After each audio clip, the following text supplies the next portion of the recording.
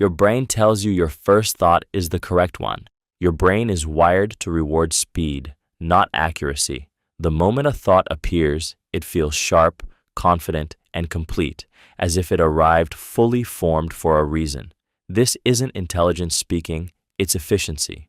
Your brain evolved in environments where hesitation could be fatal, so it learned to favor the fastest explanation over the best one. That first thought feels right because it arrives without resistance, without effort, and without competition from alternatives. What makes this especially dangerous is how convincing that initial certainty feels. Your brain releases a small sense of relief when it lands on an answer, signaling that the problem is solved. That relief is emotional, not logical. It discourages further questioning and quietly shuts the door on deeper analysis. Doubt feels uncomfortable, so your brain frames it as unnecessary. This is why first impressions stick, why snap judgments feel justified, and why changing your mind feels like admitting failure. Your brain protects its early conclusions because revising them costs energy and threatens your sense of competence. The longer a first thought goes unchallenged, the more your brain rewrites supporting evidence around it, turning a guess into a belief. Emotionally, this lie is powerful because it flatters you. It tells you that clarity means correctness and confidence means truth. It makes you feel decisive, sharp, and in control. But beneath that confidence is a shortcut pretending to be wisdom. The first thought isn't chosen because it's right. It's chosen because it's fast, familiar, and emotionally comfortable. And once accepted, your brain will defend it as if your identity depends on it. Your brain confuses familiarity with truth. Your brain is deeply comforted by repetition. When an idea appears again and again, it starts to feel smoother, lighter, easier to accept. That ease is not understanding, and it is not evidence, but your brain treats it as both. Familiar thoughts require less energy to process, and your brain mistakes that reduced effort for accuracy. What feels easy feels right. This is why a lie repeated often enough begins to sound reasonable, and why ideas you grew up hearing feel obvious, even when they are flawed. Your brain rewards familiarity with a quiet sense of certainty. It whispers, "You've heard this before, so it must be true." That whisper is persuasive because it lowers your guard.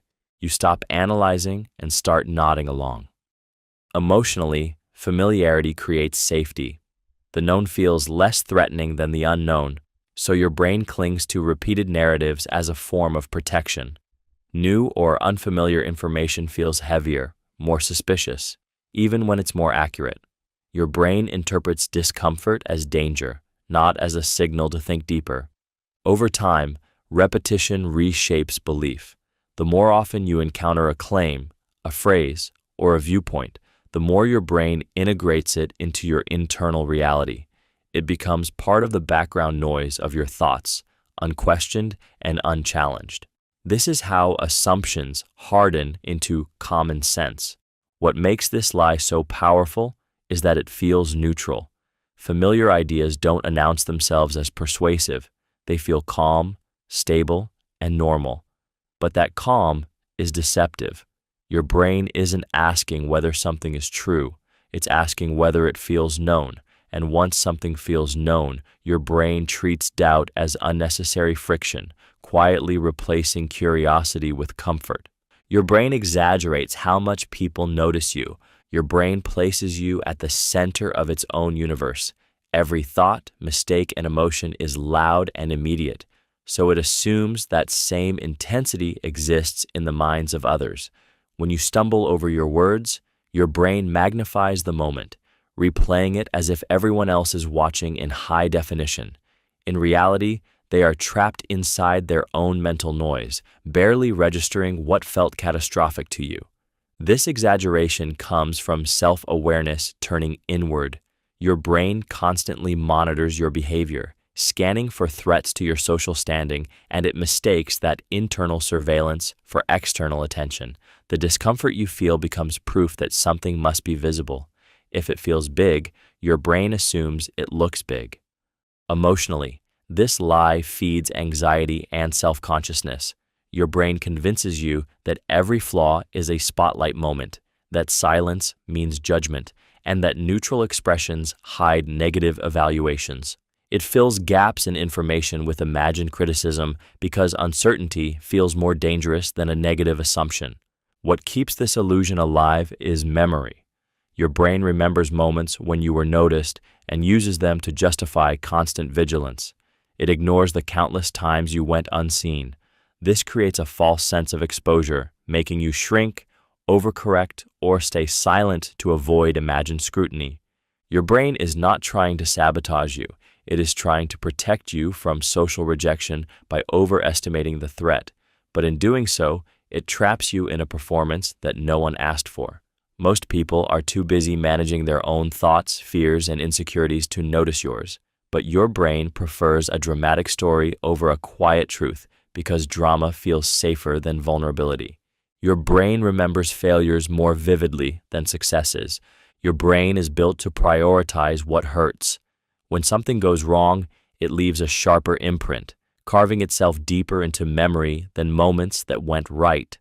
Success passes quietly, but failure arrives with emotion, tension, and self-questioning, and your brain treats that emotional intensity as a signal that the moment is important and must be preserved. This bias comes from survival wiring. Remembering mistakes once helped humans avoid repeating life-threatening errors. Your brain still operates as if every social misstep or personal failure carries the same level of danger. It stores these moments with extra detail, replaying them automatically even when they no longer serve a purpose. Emotionally, this creates a distorted self-image. Your brain builds your identity from what it recalls most often, not what is most accurate. Each remembered failure becomes evidence in an internal case against you, while successes fade into the background as expected, ordinary or undeserved. You begin to feel defined by what went wrong rather than what went right. What makes this lie powerful is repetition. Every time your brain revisits a failure, it strengthens the memory, making it feel more recent and more significant than it actually is. Over time, this replay loop convinces you that failure is the rule and success is the exception. Your brain believes it is protecting you by keeping these memories close, reminding you to be cautious, but instead, it quietly erodes confidence, making progress feel invisible and growth feel fragile. The past becomes heavier than the present, not because it deserves to be, but because your brain decided pain was worth remembering more than progress. Your brain assumes intentions without evidence. Your brain hates uncertainty, especially when it involves other people. When someone's words are vague, their tone unclear, or their behavior unexpected, your brain rushes to fill the gap. It invents intentions, motives, and hidden meanings because not knowing feels unsafe. An assumption, even a negative one, feels better than ambiguity. This habit comes from your brain's need to predict. It constantly tries to stay one step ahead, scanning for potential threats or social risks. When information is incomplete, it doesn't wait for facts, it guesses. Those guesses feel real because they are emotionally charged. If your brain senses rejection, disrespect, or danger, it reacts as if those interpretations are confirmed truths. Emotionally, this lie is powerful because it personalizes everything. A delayed reply becomes disinterest. A short response becomes anger. A neutral expression becomes judgment. Your brain frames other people's behavior around you, ignoring countless alternative explanations that don't trigger the same emotional response. Once an assumed intention forms, your brain looks for evidence to support it. It replays interactions, cherry-picking details that confirm the story it created while dismissing anything that contradicts it. The assumption hardens into belief, and the belief shapes how you respond, often creating the very tension you feared. Your brain believes it is protecting you by preparing you for the worst, but in doing so, it turns imagination into conviction and uncertainty into emotional certainty. Relationships suffer not because of what was intended, but because your brain decided it already knew the truth, and acted on a story that was never verified.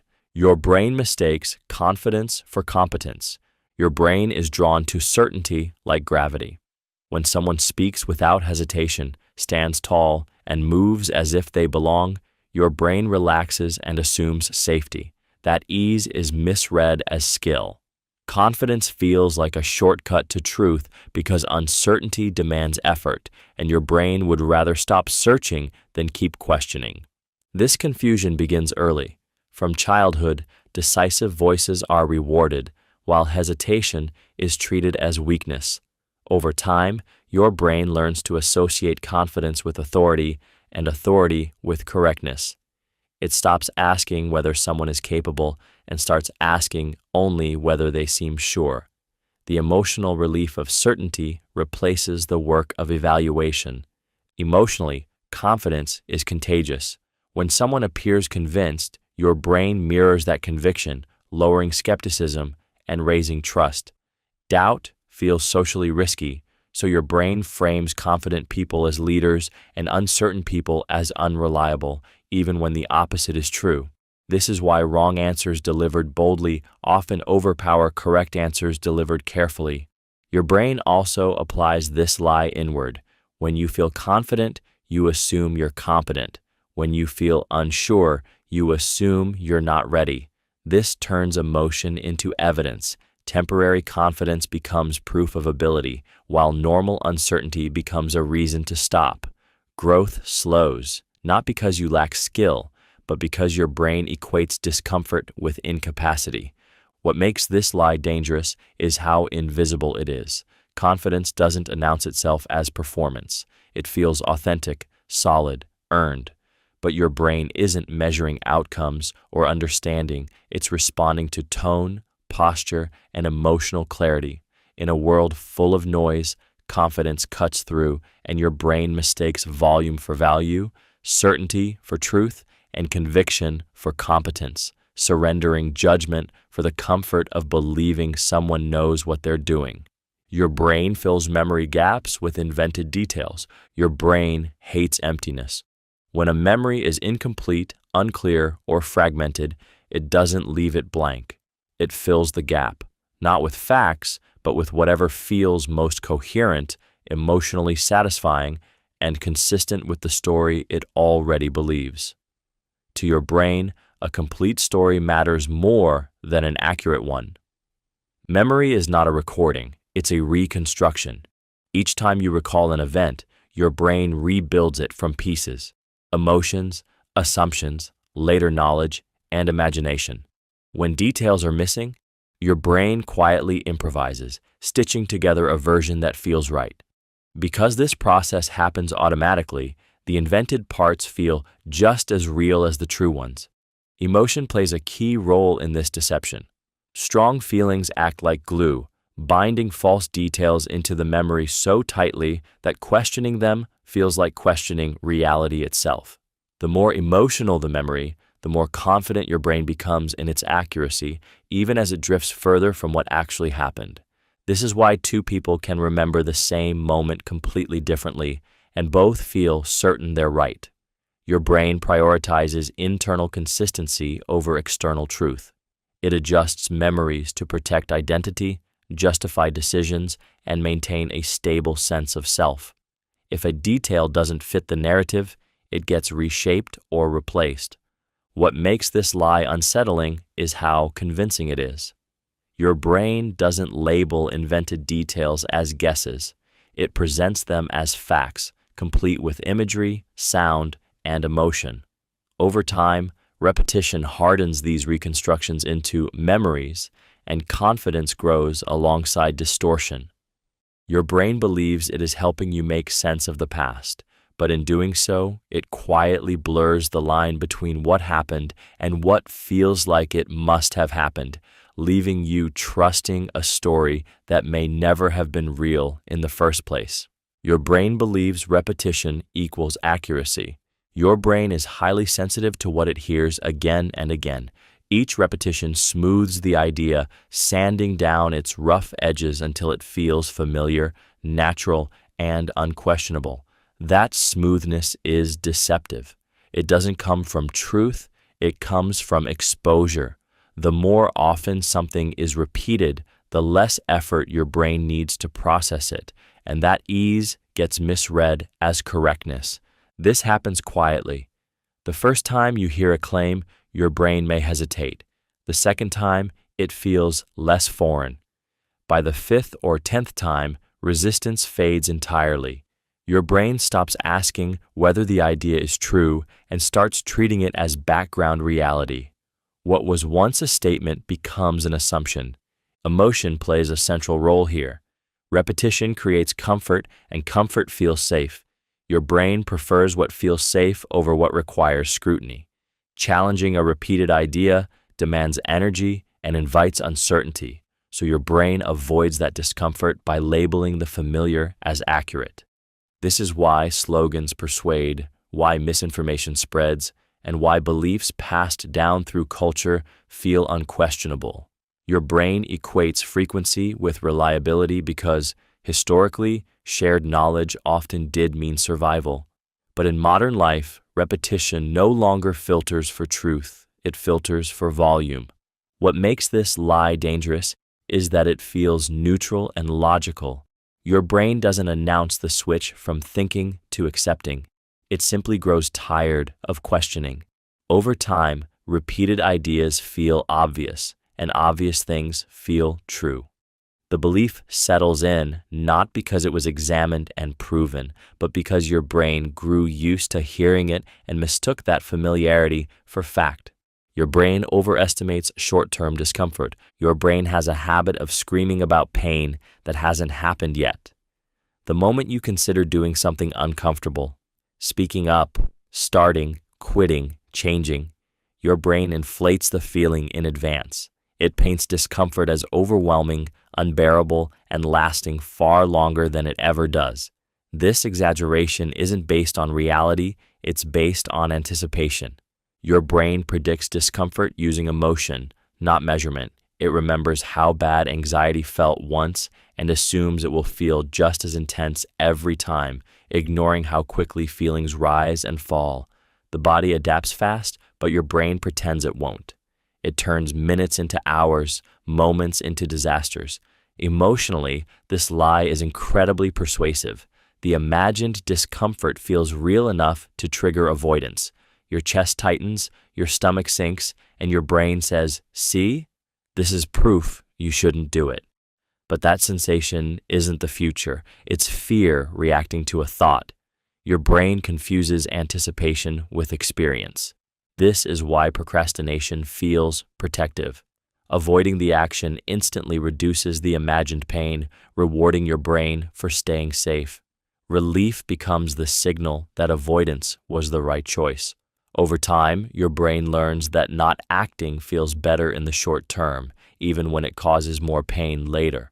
What your brain refuses to acknowledge is that discomfort is brief and survivable. Most difficult moments peak quickly and fade faster than expected, but your brain isn't designed to optimize growth, it's designed to minimize immediate distress.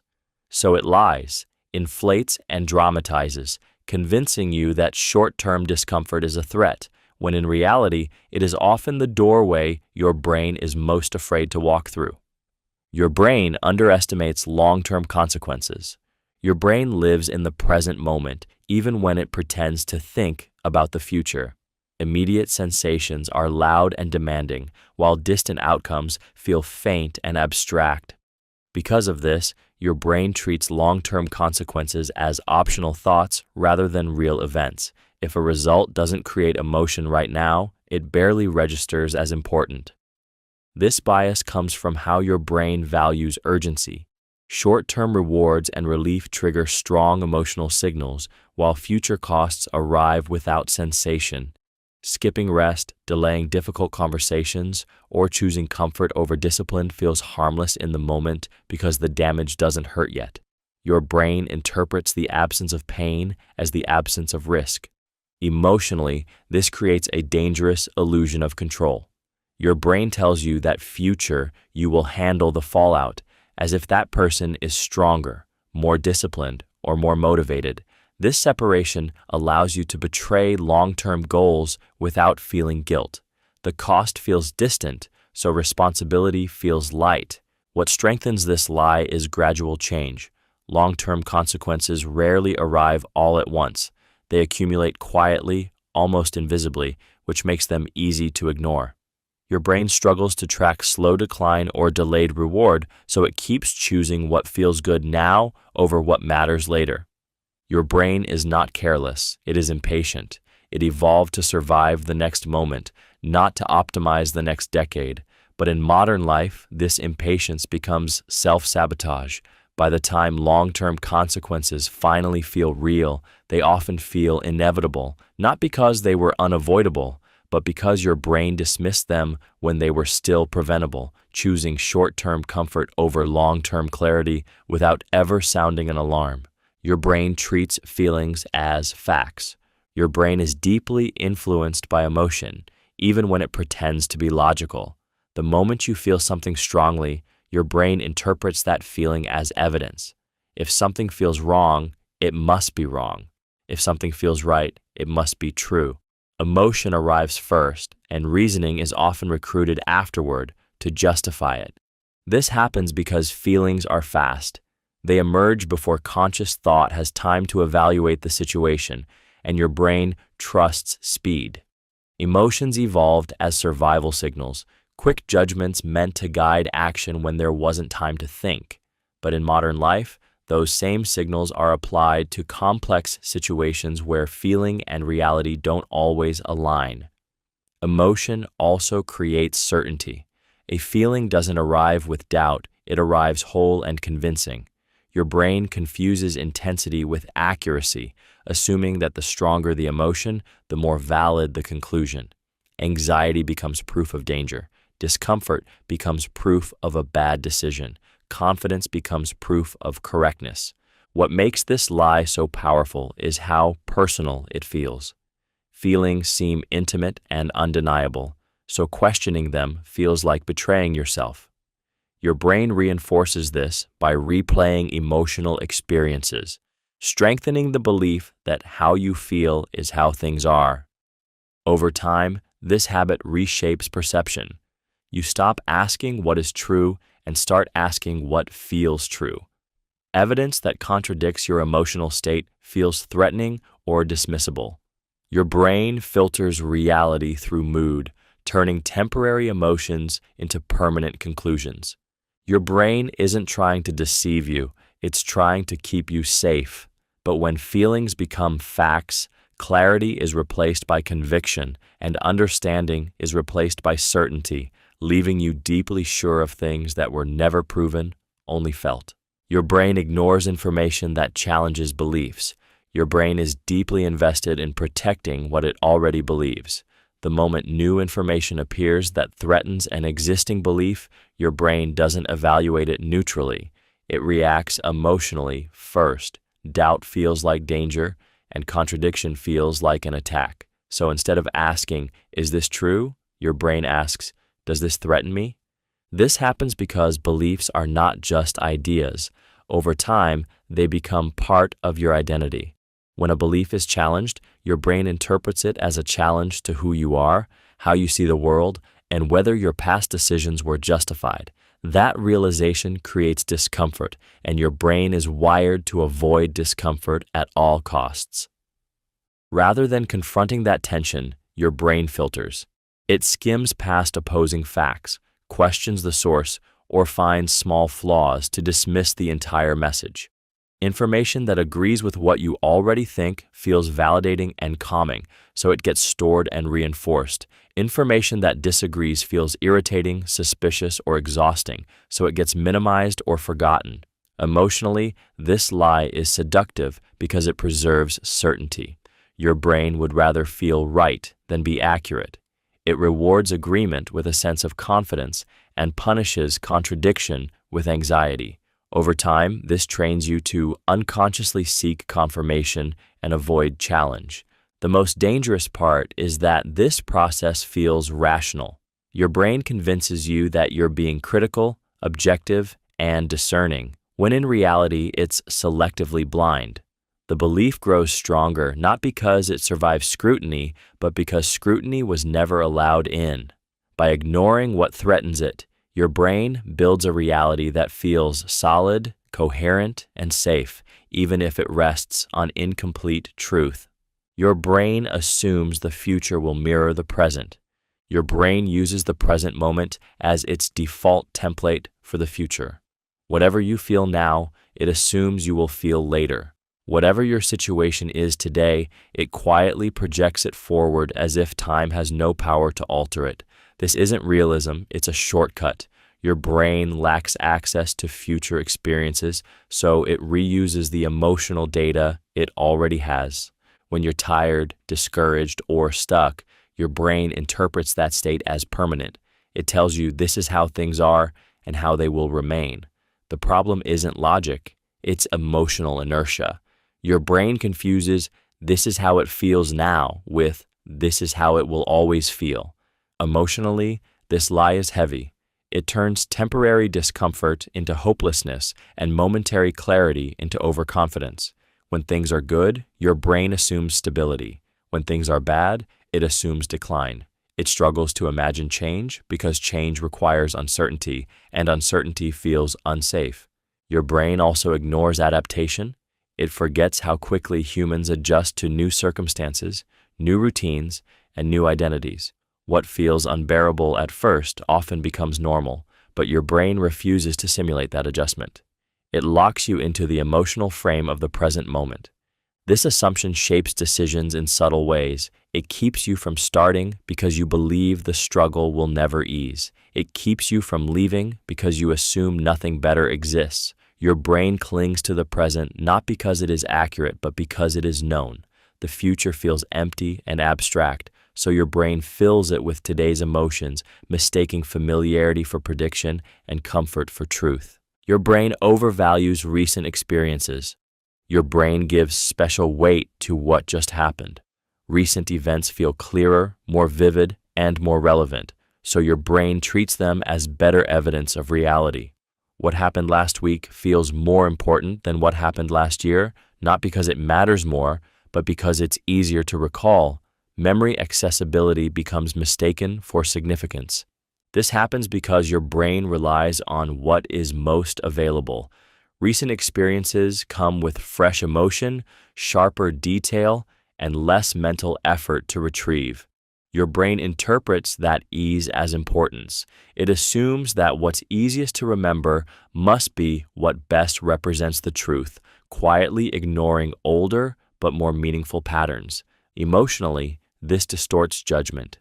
A single bad day can convince you that everything is falling apart. A recent success can make you feel unstoppable. Your brain zooms in on the latest data point and treats it as the whole story, creating emotional swings that feel justified but are rarely accurate. This lie is especially powerful in moments of stress. When emotions are high, recent experiences dominate your thinking even more. Your brain reaches for the last thing that hurt or helped and uses it to predict the future. This turns temporary states into permanent conclusions and short trends into long-term beliefs. Your brain believes it is being practical by focusing on what's current. In reality, it is sacrificing perspective for speed. It forgets that reality is built from patterns, not snapshots. By overvaluing what just happened, your brain convinces you that the present moment defines everything, quietly erasing context, history, and patience in favor of whatever is loudest right now. Your brain misjudges probabilities based on emotion. Your brain does not calculate risk with numbers, it calculates it with feelings. When something triggers fear, excitement, or anxiety, your brain inflates its likelihood, making rare events feel imminent and common outcomes feel distant. Emotion becomes the lens through which probability is judged, and that lens is distorted. This happens because your brain evolved to respond to vivid threats, not statistical ones. A dramatic story, a striking image, or a personal experience carries more emotional weight than abstract data. Your brain treats that emotional intensity as a signal of importance, assuming that what feels powerful must also be likely. Fear is especially persuasive. When you feel afraid, your brain shifts into protection mode, exaggerating danger to keep you alert. A single negative example can outweigh countless neutral ones, making unlikely risks feel unavoidable. At the same time, positive emotions can create the opposite illusion, causing your brain to downplay danger when something feels rewarding or familiar. Emotion also shortcuts learning. Instead of updating beliefs based on long-term patterns, your brain relies on recent or memorable experiences. If something happened once and felt intense, your brain treats it as representative, even when it isn't. This is how accidents feel more common than they are, and slow, invisible risks feel irrelevant. What makes this lie dangerous is its confidence. Emotional judgments feel intuitive and urgent, leaving little room for reflection. Your brain doesn't pause to ask how often something actually happens. It asks how strongly it feels right now. In this way, emotion quietly replaces math. Possibility turns into perceived certainty, rarity turns into inevitability, and your brain convinces you that your fear or excitement is not just a reaction, but a reliable forecast of what is about to happen.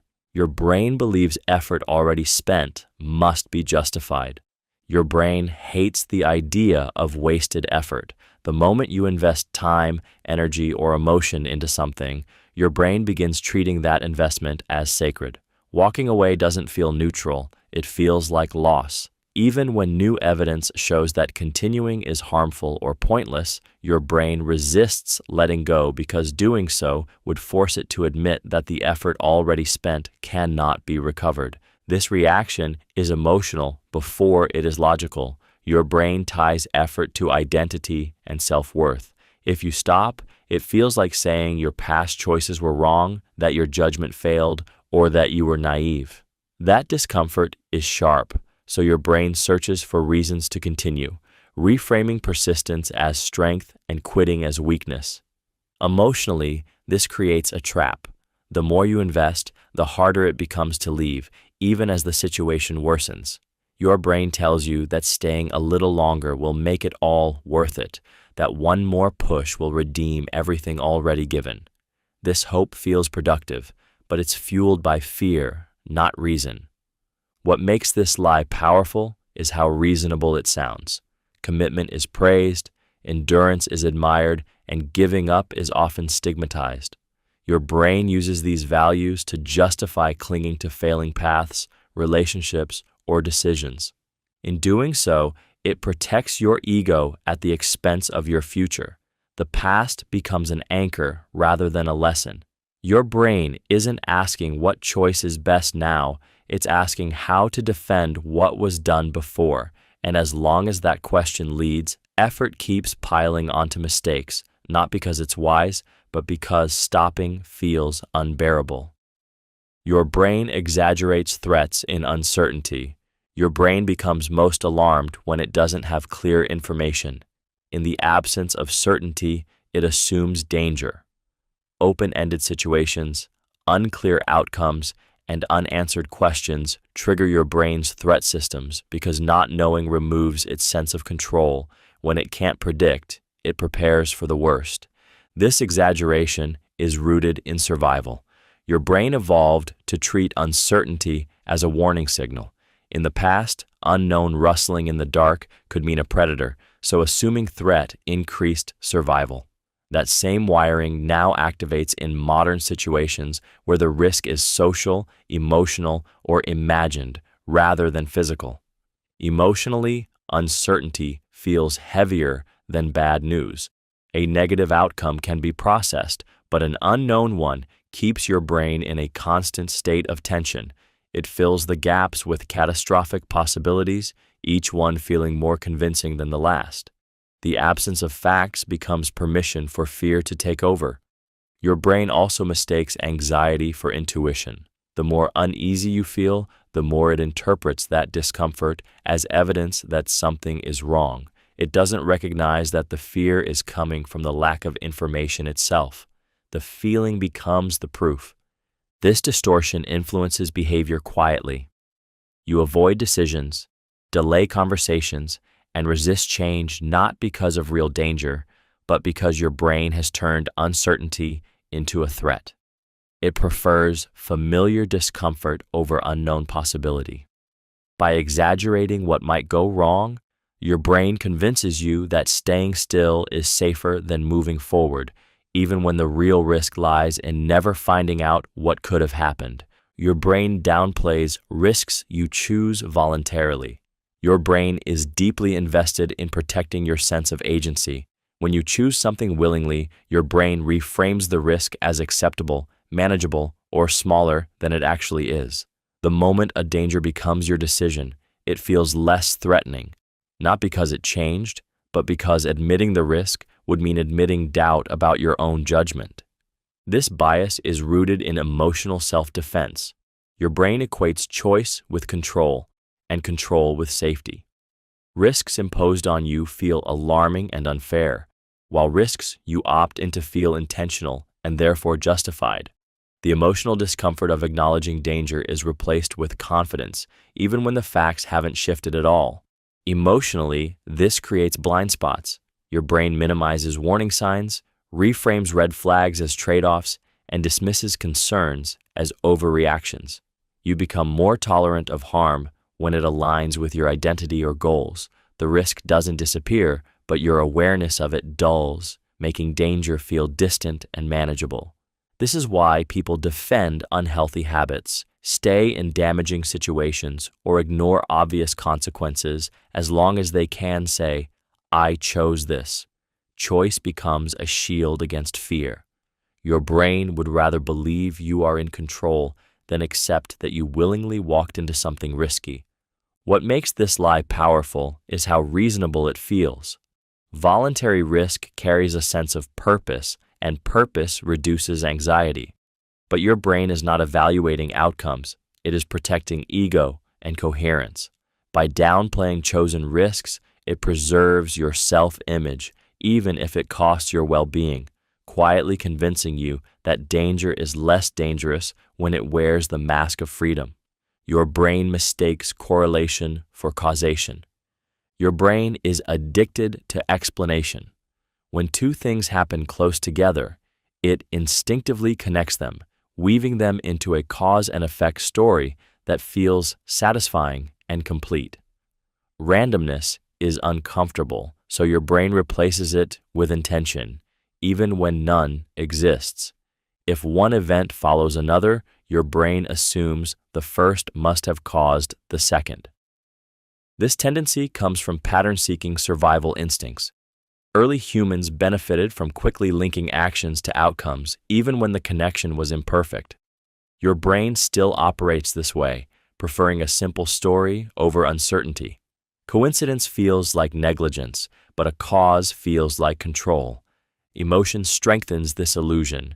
When an outcome is meaningful, painful, or rewarding, your brain becomes even more eager to explain it. The stronger the emotion, the stronger the imagined link. A bad result demands a reason, and your brain supplies one, whether it's accurate or not. Over time, these assumed connections harden into beliefs. Your brain remembers the times the pattern seemed to work and forgets the times it didn't. This selective memory reinforces the illusion of causation, turning coincidence into proof. Once the story is formed, your brain defends it, filtering out information that challenges the link. What makes this lie convincing is how logical it feels. Cause and effect are comforting. They suggest that outcomes are predictable and manageable, but your brain often ignores hidden variables, chance, and complexity in favor of a clean narrative. By mistaking correlation for causation, your brain gives you certainty at the cost of accuracy. It trades truth for reassurance, leaving you confident in explanations that feel right, make sense emotionally, and offer control, even when they are built on nothing more than timing and coincidence. Your brain believes seeing is always believing. Your brain places enormous trust in what your eyes deliver. Visual information feels direct, immediate, and unquestionable, as if perception itself is proof. When you see something, your brain skips caution and moves straight to certainty, assuming that what appears in front of you must reflect reality as it truly is. This confidence comes from survival instincts. For most of human history, what you saw could kill you or save you, so visual cues were treated as reliable signals. Your brain still carries that ancient trust, even though modern environments are filled with illusions, framing, manipulation, and incomplete perspectives. It rarely asks what is missing from the frame. Emotionally, vision feels grounding. Seeing something reduces ambiguity, and ambiguity makes your brain uneasy. When an image, expression, or moment is visible, your brain relaxes and stops questioning.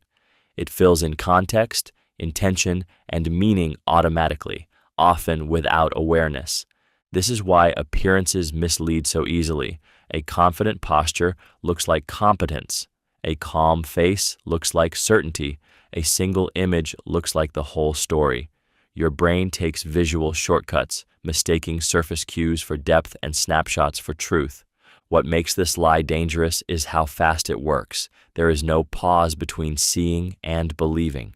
Your brain does not wait for explanation, verification, or alternative angles. It reacts instantly, emotionally, and decisively. In a world of curated images, edited moments, and strategic presentation, this trust becomes a vulnerability. Your brain assumes honesty in what is visible and ignores what cannot be seen. It confuses clarity with completeness and perception with reality, convincing you that your eyes are neutral witnesses, when in truth, they are only delivering fragments that your brain eagerly turns into conclusions. Your brain thinks multitasking is effective. Your brain loves the illusion of momentum. When you juggle multiple tasks at once, it feels busy, sharp, and productive. That feeling is intoxicating. It creates the sense that you're doing more, moving faster, staying ahead. But what's actually happening is not parallel processing. It's rapid switching, and your brain hides the cost from you. Every time you switch tasks, your brain pays a cognitive toll. Attention has to disengage, reorient, and reload context, but this effort happens silently. Because you don't feel the loss directly, your brain assumes it doesn't exist. The constant stimulation tricks you into believing efficiency is increasing when it's quietly leaking away. Emotionally, multitasking feels safe because it avoids stillness. Focusing on one thing exposes you to boredom, frustration, or the fear of doing something poorly. Splitting attention keeps discomfort at bay. Your brain prefers scattered engagement over sustained effort because it feels less demanding in the moment. What reinforces this lie is reward. Each small task switch delivers a tiny hit of satisfaction, a sense of progress without depth. Your brain begins to associate distraction with achievement. Over time, still focus feels uncomfortable, even threatening, while chaos feels normal. The most dangerous part is confidence. Your brain genuinely believes it's operating at a higher level when multitasking, even as accuracy drops, mistakes increase, and learning weakens. Because the damage is gradual and invisible, the illusion persists. Your brain isn't optimizing performance, it's optimizing stimulation, convincing you that doing many things poorly is better than doing one thing well, and calling that productivity. Your brain assumes others think like you. Your brain uses itself as a reference point for understanding the world. Your thoughts, values, fears, and logic feel natural and obvious, so your brain assumes they must be common. When you make a decision, it feels reasonable, so you expect others to arrive at the same conclusion if given the same information. This assumption feels fair, but it's deeply misleading. This happens because imagining minds different from your own requires effort. Your brain conserves energy by projecting your inner world outward, treating it as a default setting for everyone else. It fills gaps in understanding with your own reasoning, not realizing it's guessing. What feels like empathy is often just self-reflection. Emotionally, this lie fuels misunderstanding. When others act differently, your brain interprets it as ignorance, stubbornness, or malice rather than difference. Disagreement feels personal because it violates the expectation of shared logic. You wonder why they don't get it, assuming the problem lies with them, not with the assumption itself. This bias also distorts communication. Your brain believes what is clear to you must be clear to others, so it underexplains, overassumes, and grows frustrated when confusion appears. It forgets that people carry different experiences, incentives, and emotional histories that shape how they think and decide. Your brain clings to this assumption because it simplifies the social world. Shared thinking feels predictable and safe, but reality is messier. By assuming others think like you, your brain trades curiosity for comfort. It replaces listening with projection and connection with expectation, quietly turning difference into friction, not because people are wrong, but because your brain never learned to step outside itself. Your brain confuses popularity with quality. Your brain is deeply influenced by what others seem to value. When many people approve of something, your brain interprets that approval as evidence of worth. Popularity feels like proof, not because it is reliable, but because it reduces uncertainty. If others have already chosen it, your brain assumes the thinking has been done for you. This confusion is rooted in social survival. For most of human history, aligning with the group meant safety. Your brain learned to trust consensus because disagreement once carried real risk. That instinct still operates, even when popularity has nothing to do with quality, truth, or usefulness. Emotionally, popularity creates reassurance. Seeing widespread approval calms doubt and quiets critical thinking. Your brain experiences a subtle relief, interpreting collective attention as validation. The more visible the approval, the stronger the effect. Numbers, likes, applause, and trends act as shortcuts, replacing evaluation with imitation. What makes this lie powerful is how invisible it is.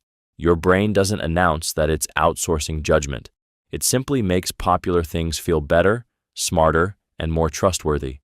Unpopular or niche ideas, no matter how strong, feel suspicious or inferior by comparison. Over time, this bias reshapes taste and belief. Your brain starts to equate being widely accepted with being correct. You feel drawn toward what others praise and uneasy about what stands alone. This pressure operates quietly, nudging choices while preserving the illusion of independence. Your brain believes it is helping you belong and avoid error, but by confusing popularity with quality, it trades depth for comfort. It chooses safety over discernment, convincing you that widespread attention is a measure of value, when often it is only a measure of visibility. Your brain believes intuition is always reliable. Your brain treats intuition like a shortcut to truth. When a feeling appears suddenly and confidently, it feels wise, almost authoritative, as if it comes from a deeper, more authentic place than deliberate thought. That sensation is compelling because it arrives without effort. Your brain interprets that ease as insight rather than as a guess shaped by habit, memory, and emotion. Intuition is built from patterns your brain has absorbed over time, many of which you are not aware of. When a situation feels familiar, your brain rapidly matches it to past experiences and delivers a feeling instead of an explanation. That feeling feels immediate and certain, so your brain trusts it without asking where it came from or whether the pattern it's based on is accurate. Emotion makes this trust stronger. Intuitive thoughts often come with confidence, urgency, or a sense of clarity, and your brain confuses emotional strength with reliability. Doubting intuition feels like ignoring an inner warning or betraying your gut, so your brain frames hesitation as a mistake. This becomes dangerous when intuition is shaped by bias, fear, or incomplete experience. Your brain does not distinguish between patterns learned from truth and patterns learned from repetition, trauma, or assumption. It delivers both with the same conviction. What makes this lie powerful is how personal it feels. Intuition feels like it belongs to you, so questioning it feels like questioning yourself. Your brain protects that feeling, reinforcing it even when evidence disagrees. Over time, intuition becomes a story your brain tells about its own wisdom, and the more you believe it is always right, the less willing you become to slow down, examine, and notice when that inner voice is confidently wrong. Your brain overestimates personal control. Your brain is deeply invested in the idea that you are in charge. It wants to believe that outcomes bend to effort, intention, and willpower, because believing otherwise feels unsettling. When things go right, your brain credits your decisions. When things go wrong, it searches for where you should have acted differently, reinforcing the illusion that control was always available. This overestimation comes from hindsight. Once an outcome is known, your brain rewrites the past to make it seem predictable. It convinces you that the signs were obvious, that the choice was clear, and that a better decision would have guaranteed a better result. This makes randomness feel like a personal failure instead of what it often is: chance. Emotionally, this lie is comforting and cruel at the same time. It comforts you by suggesting you can prevent pain if you just try hard enough, but it also loads you with unnecessary guilt and pressure. When events unfold beyond your influence, your brain interprets that loss of control as incompetence rather than reality. Your brain also underestimates how much external forces shape outcomes. Timing, other people's decisions, systems, luck, and constraints fade into the background. What remains is a simplified story where you are the main driver, because that story preserves a sense of agency. This distortion affects how you judge yourself and others. You blame yourself for things that were never fully yours to control, and you judge others harshly for outcomes shaped by invisible variables. Your brain clings to control because uncertainty is frightening. Admitting how little influence you sometimes have feels like vulnerability, so it lies, inflates your power, and tells you that if you just choose better, everything will obey, even when reality has never worked that way. Your brain underestimates randomness. Your brain is desperate for order. Chaos feels threatening, so your brain searches for causes, patterns, and meaning even where none exist.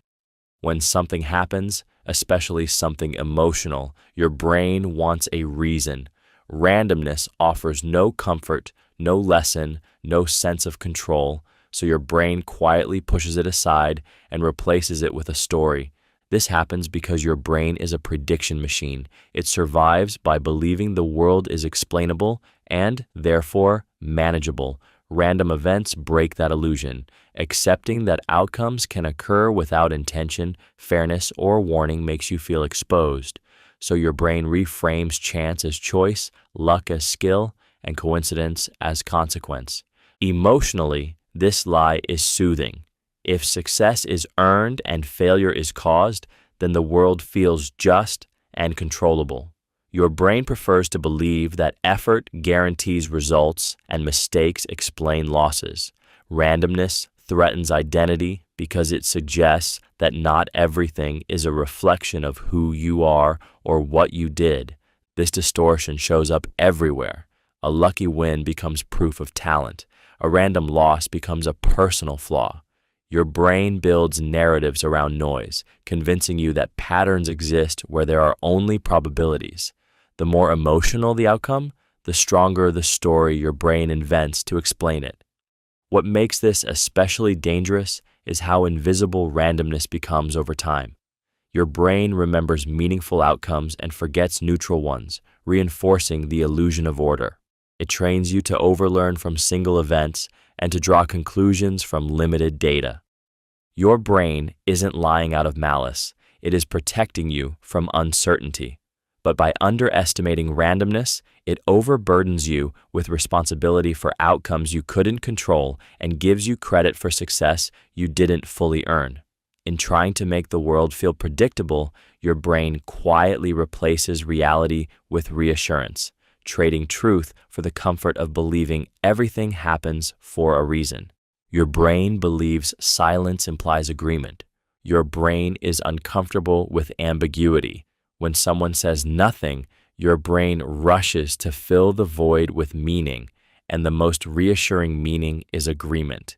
Silence feels like confirmation because it removes uncertainty. If no one objects, your brain assumes everything is fine. This belief comes from your brain's need for social coherence. Disagreement creates tension, and tension signals potential conflict. To avoid that discomfort, your brain interprets silence as alignment rather than as absence of response. It chooses the explanation that keeps the emotional environment stable. Emotionally, this lie protects your sense of safety. Silence doesn't challenge you, doesn't threaten rejection, and doesn't force confrontation. Your brain rewards this interpretation with calm, allowing you to move forward without questioning. Doubt would require vulnerability, so your brain avoids it. What makes this illusion dangerous is how often silence has nothing to do with consent. People stay quiet for countless reasons: fear, exhaustion, uncertainty, power imbalance, or simply not feeling safe enough to speak. Your brain ignores these possibilities because they complicate the story. Over time, this assumption hardens into expectation. Your brain begins to treat silence as validation, reinforcing behaviors and beliefs without feedback. You stop checking, stop listening, and stop inviting response because your brain believes the absence of resistance is the same as support. Your brain thinks it is maintaining harmony, but it is often preserving misunderstanding. By turning silence into agreement, it replaces communication with assumption. What feels like shared understanding is sometimes only unspoken distance, and your brain prefers that illusion to the discomfort of asking what silence actually means. Your brain trusts vivid stories over statistics. Your brain is moved by stories because stories feel alive. A single vivid narrative can trigger emotion, imagery, and empathy in a way numbers never do. When you hear a detailed personal story, your brain reacts as if it is experiencing the event itself. Statistics remain abstract, distant, and cold, while stories feel real, human, and urgent. This happens because your brain evolved to learn through experience and storytelling, not through data tables. Long before charts and probabilities existed, knowledge was passed down through narratives that carried emotion and meaning. Your brain still treats stories as lessons and treats numbers as noise. Emotion gives stories their power. A single example of loss, success, or danger feels more convincing than 1,000 data points because it activates fear, hope, or sympathy. Your brain mistakes emotional impact for likelihood. If a story is easy to imagine, it feels more common than it actually is. This is why rare events can feel frequent and unlikely risks can feel inevitable. Your brain focuses on what it can picture, not what is statistically true. Numbers require effort to interpret, and effort creates distance. Stories remove that distance and pull you in. What makes this lie persuasive is how natural it feels. Your brain isn't trying to mislead you. It's responding to what it understands best. But in doing so, it quietly ignores scale, context, and probability. A single dramatic story can outweigh overwhelming evidence, not because it is representative, but because it feels meaningful. Your brain confuses meaning with accuracy, allowing emotion to stand in for truth and letting powerful narratives shape beliefs that data was never given a chance to defend. Your brain rewrites memories to fit identity. Your brain doesn't store memories as fixed recordings. It stores them as flexible stories, and every time you recall one, it subtly edits it. Those edits aren't random. They bend in the direction of who you believe you are now. Your brain reshapes the past to protect your identity, even if it means sacrificing accuracy.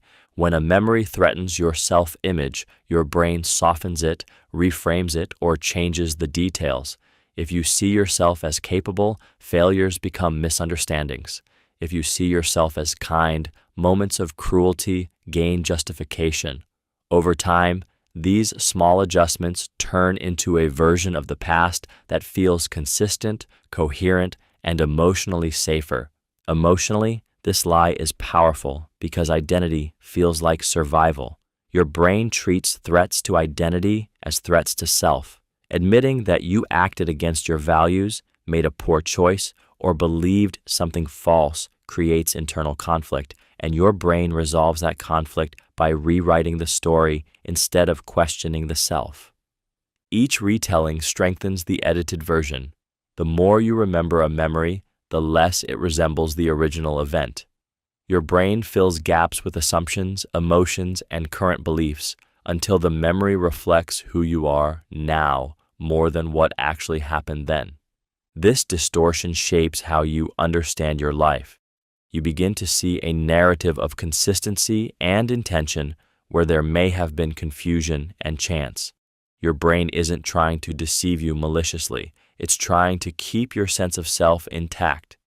But in doing so, it quietly replaces truth with coherence, turning memory into a mirror that reflects identity rather than reality.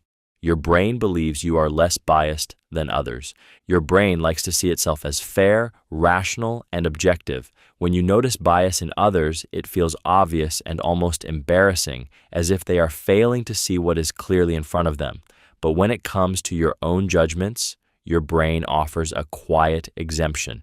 It tells you that you are thinking things through, that your conclusions are reasoned, and that any influence you feel is justified. This illusion exists because your brain experiences its own thoughts from the inside. You feel the reasoning process, the intentions, the explanations, so your conclusions feel earned.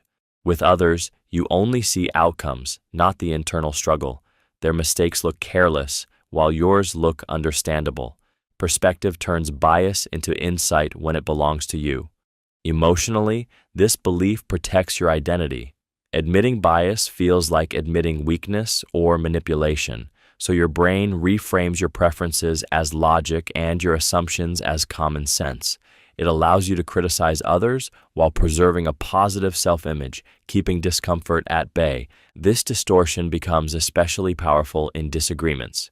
When someone challenges you, your brain assumes they are being emotional, misinformed, or influenced, while you are simply seeing clearly. This makes listening feel unnecessary and compromise feel like surrender. The conversation shifts from understanding to defending. What keeps this lie alive is how subtle bias feels from the inside. It doesn't announce itself. It feels like intuition, experience, or clarity. Your brain doesn't warn you that it's filtering information in your favor. It rewards you with confidence instead. In believing you are less biased than others, your brain quietly closes itself off from correction, mistaking self-trust for objectivity and certainty for truth, while the blind spot grows precisely where you feel most sure. Your brain overreacts to losses compared to gains. Your brain feels loss more sharply than gain. When something is taken away, the emotional impact is immediate and intense, while gains arrive quietly and fade faster.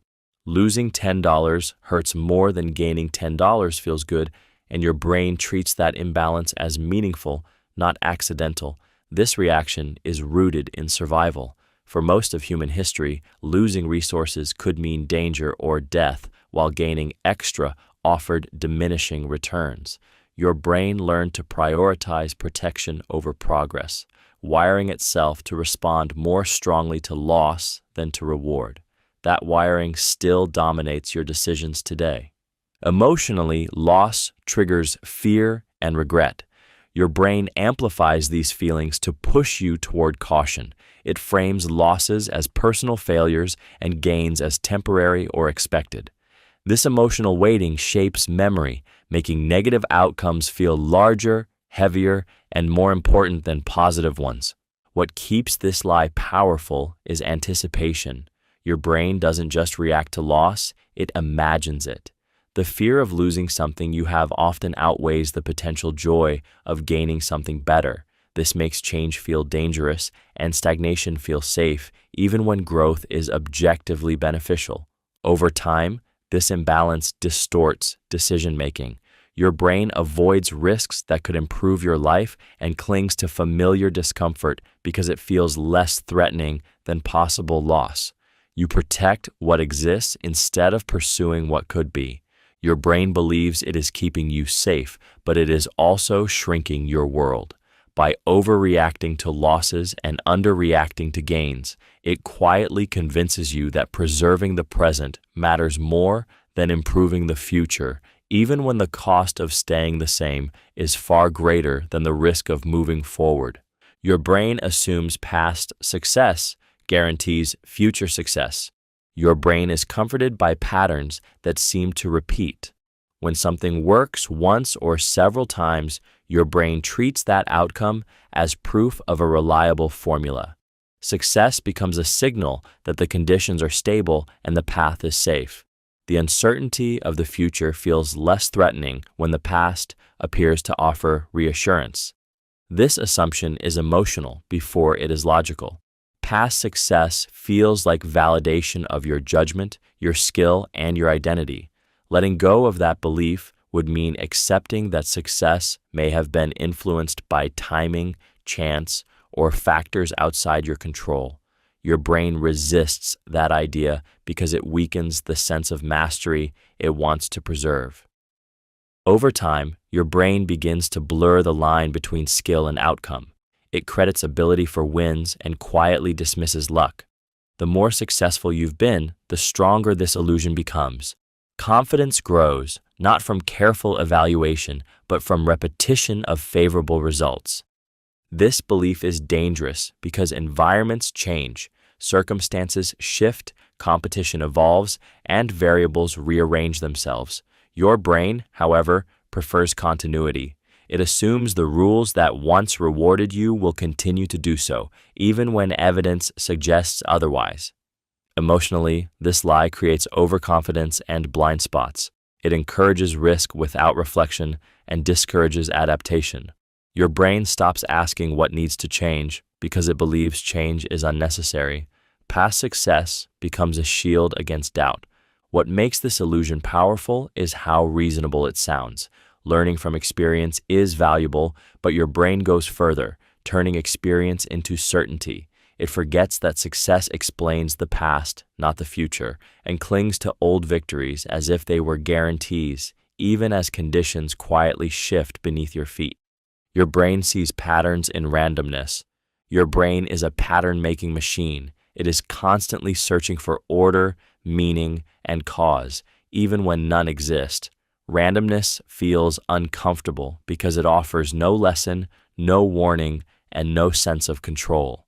So your brain connects dots that were never meant to be connected, turning coincidence into narrative. This tendency comes from survival instincts. Detecting patterns once helped humans anticipate danger and opportunity. Seeing a connection, even a false one, was safer than missing a real threat. Your brain still operates with that bias, preferring a wrong explanation over no explanation at all. Emotionally, patterns create relief. When events feel linked, the world feels predictable. A streak of bad luck becomes a sign. A repeated number feels meaningful. A coincidence starts to feel like confirmation. Your brain interprets these perceived patterns as guidance, even though they are often statistical noise. Once a pattern is noticed, your brain becomes selective. It remembers the hits and forgets the misses. Every time the pattern appears again, it feels stronger and more convincing. When it doesn't, your brain dismisses it as an exception. This selective memory gives randomness a false sense of intention. This distortion influences decisions quietly. You avoid risks because of a bad streak. You feel confident because of a lucky phase. You assign meaning to timing, symbols, or sequences that have no real power. Your brain isn't seeking truth in these moments, it's seeking comfort. By imposing order on chaos, it creates the illusion that events are speaking to you, when in reality, randomness doesn't send messages, and meaning is something your brain insists on creating, even when it isn't there. Your brain misjudges how long tasks will take. Your brain is overly optimistic about the future version of you. When you plan a task, your brain imagines smooth progress, steady focus, and no interruptions. It visualizes the best-case scenario and quietly treats it as the most likely one. Delays, fatigue, mistakes, and distractions are edited out because they complicate the story and threaten motivation. This misjudgment happens because your brain plans in abstractions but executes in reality. When thinking ahead, it sees the task as a clean sequence of steps. When doing the task, it encounters friction, uncertainty, and mental resistance. The gap between imagined effort and actual effort is where time disappears. Emotionally, this creates a cycle of frustration and self-blame. When tasks take longer than expected, your brain doesn't question the estimate, it questions you. It interprets delay as laziness or incompetence, not as a predictable error in planning. This erodes confidence and makes future planning even more stressful. Your brain also ignores past evidence. Even when similar tasks consistently take longer, your brain insists this time will be different. It treats each plan as a fresh start, protecting hope at the expense of accuracy. Remembering previous overruns feels discouraging, so your brain minimizes them. What makes this lie powerful is that optimism feels productive. Believing something will be quick reduces resistance and gets you started. But once reality intrudes, the emotional cost arrives. Your brain wanted to motivate you, not mislead you, yet by underestimating time, it creates pressure, guilt, and rushed decisions. The task becomes heavier not because it is hard, but because your brain promised a version of the future that never existed. Your brain mistakes mental ease for truth. Your brain loves anything that feels smooth. When an idea is easy to process, easy to understand, or easy to recall, your brain interprets that ease as a signal that the idea is correct. Effortless thinking feels clean and reliable, so your brain assumes it must also be accurate. This happens because mental effort is uncomfortable. Struggle signals uncertainty, and uncertainty feels risky. When information flows without resistance, your brain relaxes, rewarding itself with a sense of confidence. That confidence has nothing to do with truth, but it feels convincing enough to stop further examination. Familiar words, simple explanations, and clear narratives all create this illusion. The more fluent an idea feels, the more your brain trusts it. Complex or challenging information feels suspicious, not because it's wrong, but because it demands energy. Your brain prefers comfort over correction. Emotion deepens this effect. Mental ease produces calm, and calm feels like understanding. When something feels obvious, your brain treats doubt as unnecessary friction. Questioning would disturb the smoothness, so it resists. This is why slogans feel truer than data, and why simple stories overpower nuanced reality. Over time, your brain builds a preference for ideas that go down easily. It confuses clarity with correctness and simplicity with truth. Difficult ideas are dismissed as overthinking, while comfortable ones become beliefs. Your brain thinks it is being efficient, conserving energy, and reducing stress, but by mistaking mental ease for truth, it quietly lowers its standards. It accepts what feels good to think instead of what is accurate, leaving you confident in ideas that were never tested, only processed smoothly. Your brain exaggerates worst-case scenarios. Your brain is constantly scanning for danger, and when uncertainty appears, it fills the gap with the most threatening story it can imagine. Ambiguity makes your brain uneasy, so it rushes to conclusions that feel urgent and dramatic. The worst-case scenario arrives quickly, fully formed, and emotionally charged, even when the likelihood is small. This tendency comes from survival wiring. Long ago, assuming the worst kept humans alive. If you imagined a rustle in the bushes was a predator, you survived more often than if you dismissed it. Your brain still follows that rule, even though most modern threats are psychological, social, or abstract rather than physical. Emotion amplifies this effect. Fear sharpens attention and makes imagined outcomes feel vivid and real. Once your brain visualizes a negative future, it reacts as if that future is already unfolding. Your body tenses, your thoughts narrow, and logic becomes secondary to self-protection. What makes this lie powerful is how convincing it feels. The more detailed the imagined disaster, the more plausible it seems. Your brain mistakes vividness for probability. Calm, neutral outcomes feel boring and unsafe by comparison, so they are ignored. Over time, this exaggeration trains your brain to expect catastrophe. Small uncertainties become threats, and minor risks feel overwhelming. Your brain believes it is preparing you, but it is actually exhausting you, keeping you stuck in anticipation rather than action. The worst-case story feels responsible and cautious, but it quietly steals peace and clarity. Your brain isn't predicting the future, it's rehearsing fear. And once fear takes the lead, possibility shrinks, perspective collapses, and the imagined danger feels more real than the present moment you are actually in. Your brain believes emotional intensity equals importance. Your brain uses emotion as a shortcut for meaning. When something feels intense, urgent, or overwhelming, your brain assumes it must be significant. Strong emotion becomes a signal that says, "Pay attention, this matters." The problem is that intensity measures reaction, not value, but your brain treats them as the same thing. This belief comes from how emotions evolved. Intense feelings once accompanied real threats and opportunities. Fear meant danger was close. Excitement meant reward was near. Your brain learned to prioritize whatever triggered the strongest response.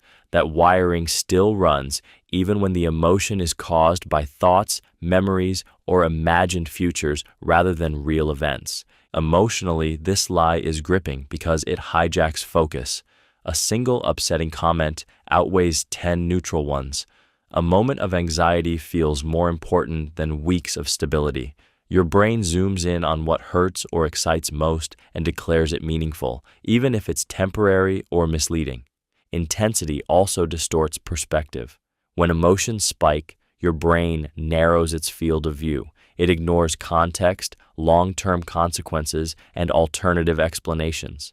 Everything becomes about the feeling itself. The louder the emotion, the more your brain insists you act on it now. This distortion shapes decisions and memories. You replay intense moments, believing they reveal deep truths about yourself or others. Calm, steady experiences fade because they don't trigger the same reaction. Your brain isn't asking whether something is truly important. It's asking how strongly it makes you feel. And by equating intensity with meaning, it convinces you that the loudest emotions deserve the most power, even when they are the least reliable guides. Your brain assumes more information always helps. Your brain equates knowledge with safety. When faced with uncertainty, it reaches for more facts, more opinions, more data, believing that clarity will eventually emerge if you just keep collecting. The act of gathering information feels productive, so your brain mistakes accumulation for progress and motion for direction. This assumption exists because uncertainty is emotionally uncomfortable. Not knowing triggers anxiety, and information soothes that anxiety by creating the illusion of control. Each new detail feels like a step closer to certainty, even when it adds noise instead of insight. Your brain doesn't pause to ask whether the information is useful, only whether it reduces discomfort. Emotionally, this creates overload. Too much information blurs priorities, slows decisions, and increases doubt. Conflicting details compete for attention, and your brain becomes paralyzed, unable to distinguish what matters from what is merely available. What began as a search for clarity turns into confusion disguised as thoroughness. Your brain also uses information as a shield, By continuing to research, compare, and analyze, it delays commitment. Action feels risky, but gathering information feels safe. This allows your brain to avoid responsibility while still feeling responsible. You're preparing, not procrastinating, even as momentum fades. What makes this lie especially convincing is that learning is genuinely valuable. Your brain borrows that truth and applies it everywhere, ignoring context. But insight doesn't scale linearly with input. At some point, more information stops illuminating and starts obscuring. Your brain believes it is being careful, but it is often being avoidant. By assuming more information always helps, it confuses readiness with certainty and preparation with progress. The decision never arrives because your brain keeps feeding itself data, chasing a feeling of safety that no amount of information can permanently provide. Your brain confuses speed with intelligence. Your brain is impressed by quickness. When an answer comes fast, when words arrive without hesitation, or when decisions are made instantly, your brain interprets that speed as a sign of intelligence. Slowness feels like uncertainty, and uncertainty feels like weakness, so your brain equates rapid response with mental strength. This confusion comes from how fluency feels internally. Fast thinking produces a rush of confidence, a sense of control, and emotional certainty.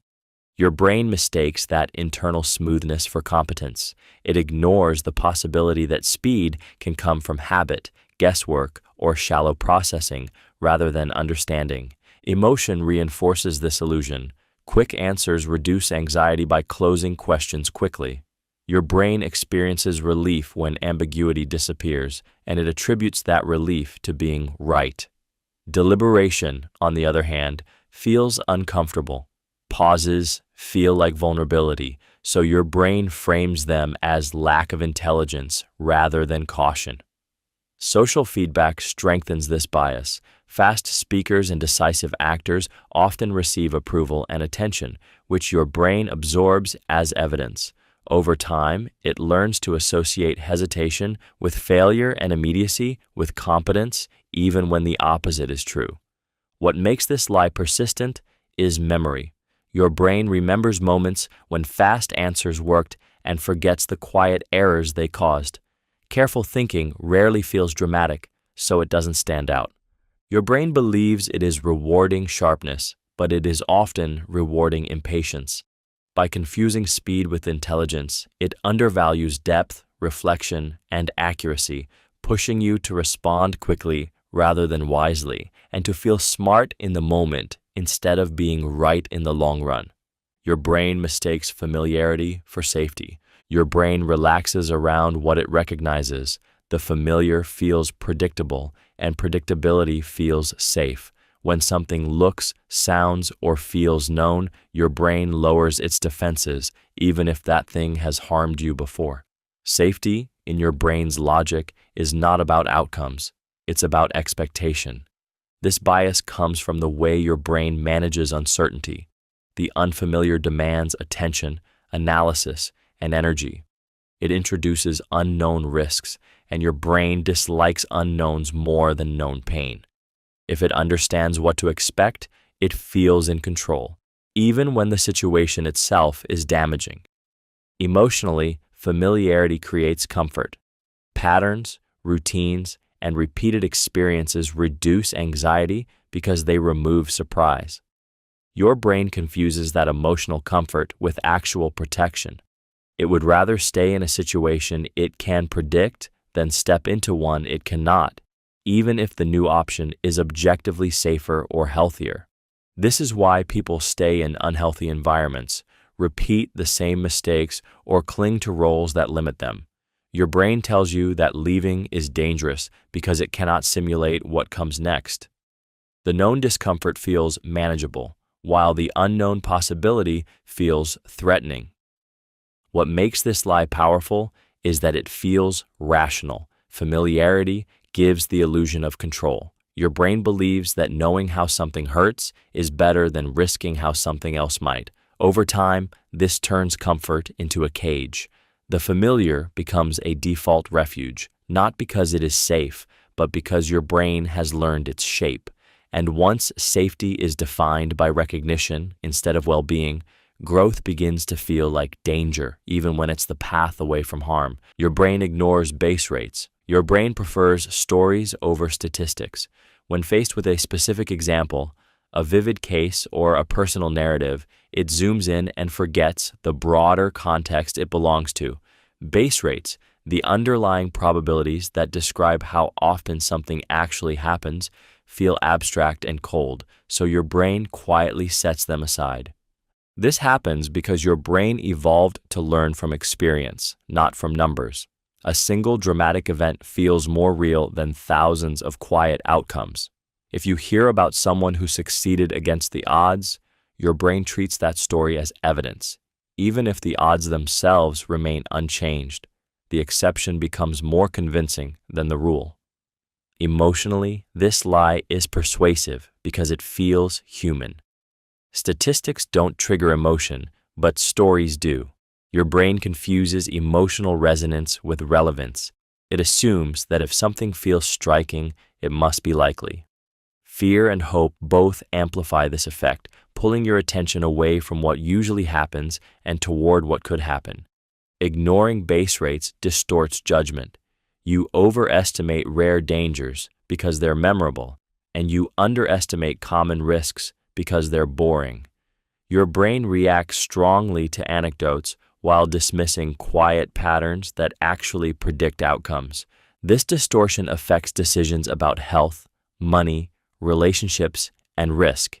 You feel special, different, exempt from averages. Because averages don't feel personal, your brain resists the idea that general rules apply to you. By ignoring base rates, it trades accuracy for emotional clarity, choosing what feels meaningful over what is statistically true, and leaving you confident in conclusions that rest on compelling stories rather than the reality of how often things really occur. Your brain remembers highlights instead of totals.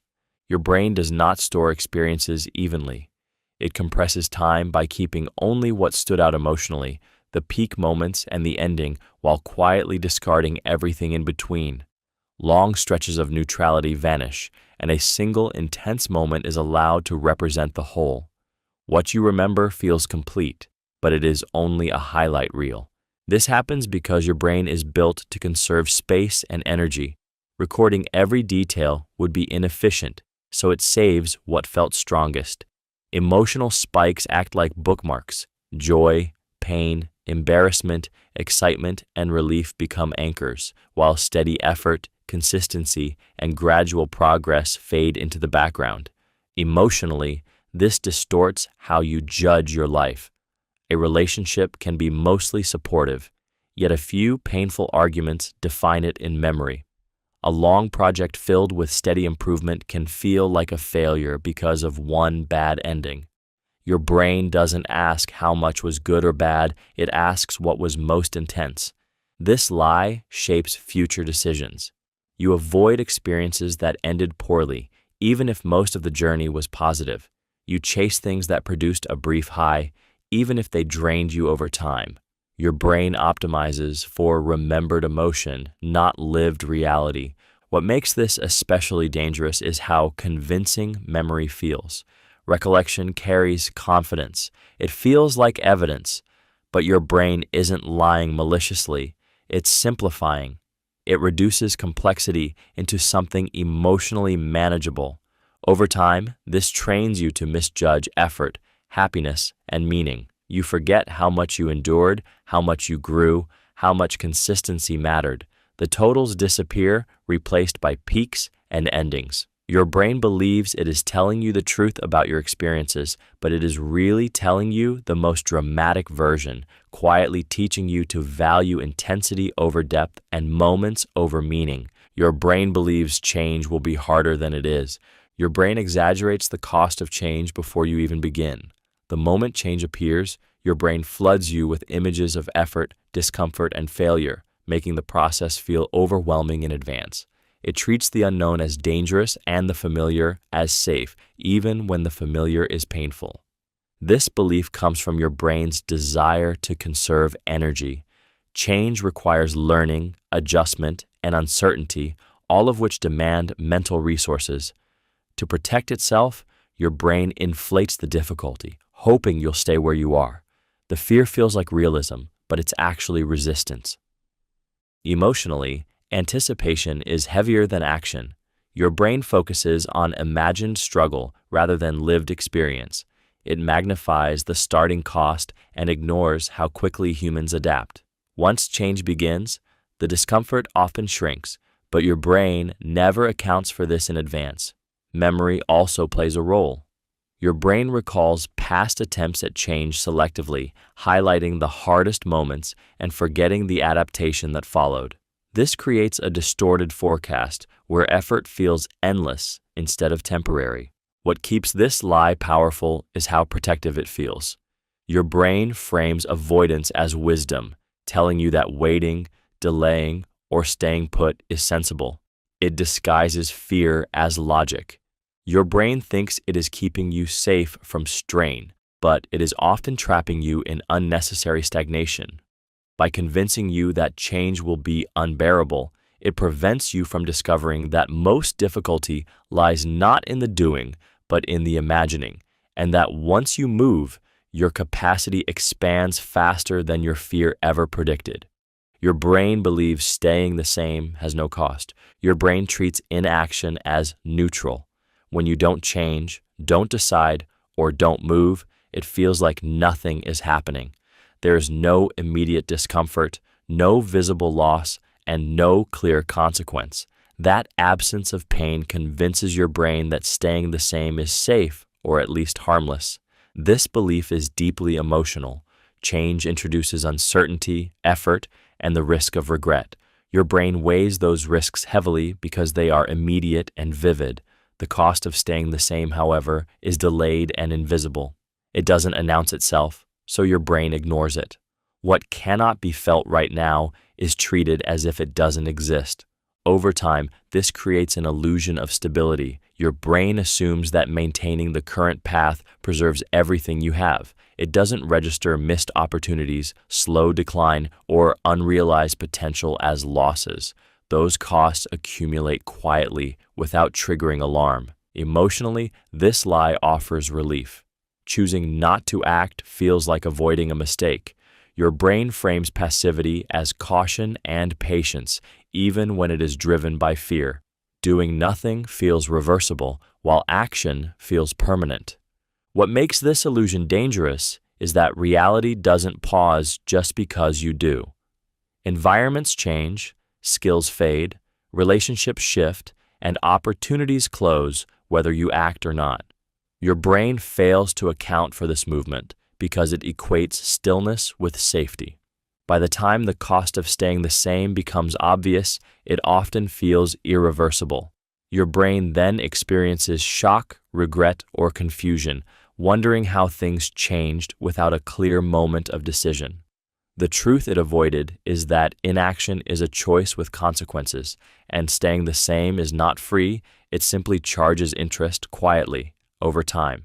Your brain discounts slow, gradual threats. Your brain is tuned to react to what is loud, sudden, and immediate. Slow changes barely register. When a threat creeps in gradually, your brain treats it as background noise, something that can be dealt with later.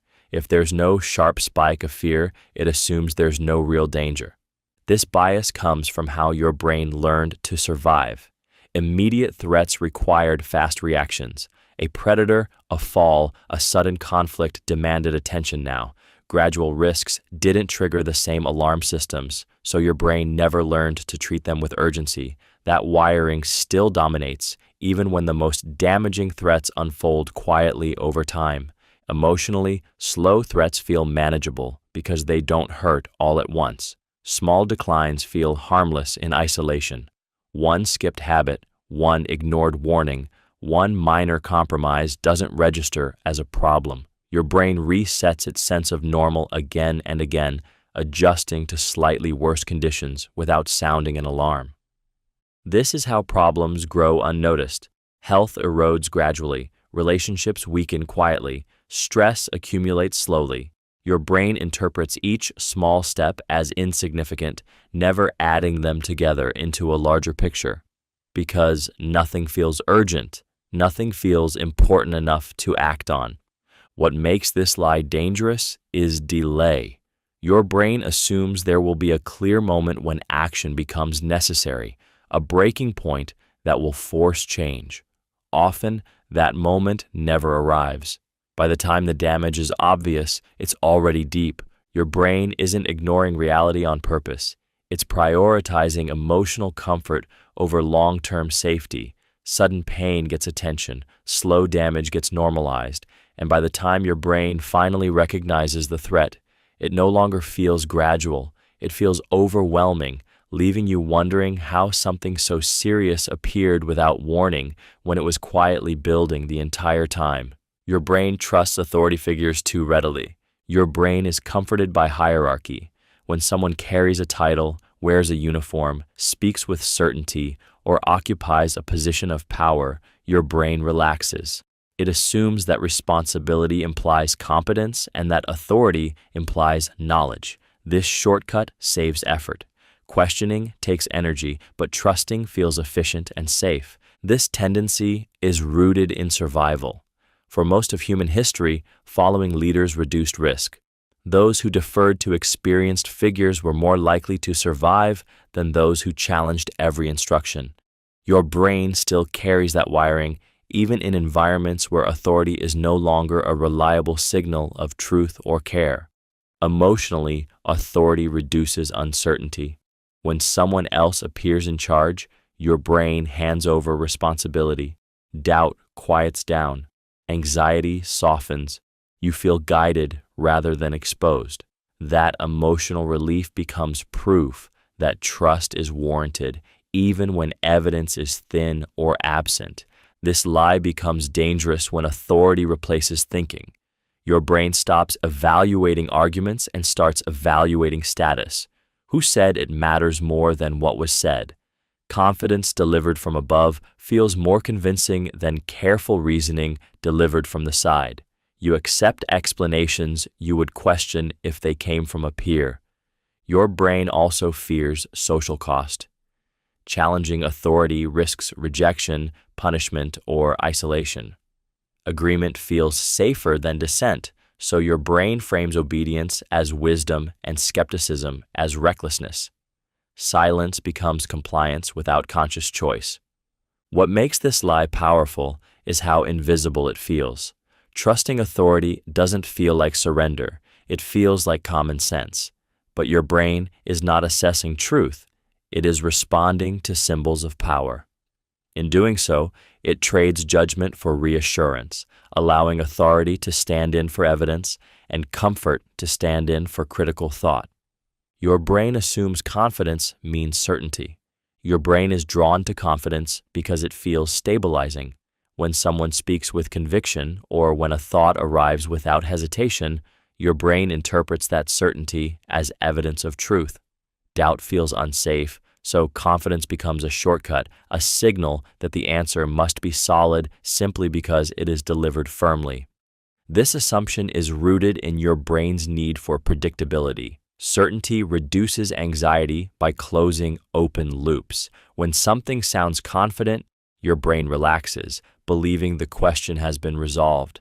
It confuses emotional reassurance with factual accuracy, mistaking how something feels to hear for how true it actually is. Emotion plays a central role here. Confidence carries authority. It triggers trust, even when it's unsupported.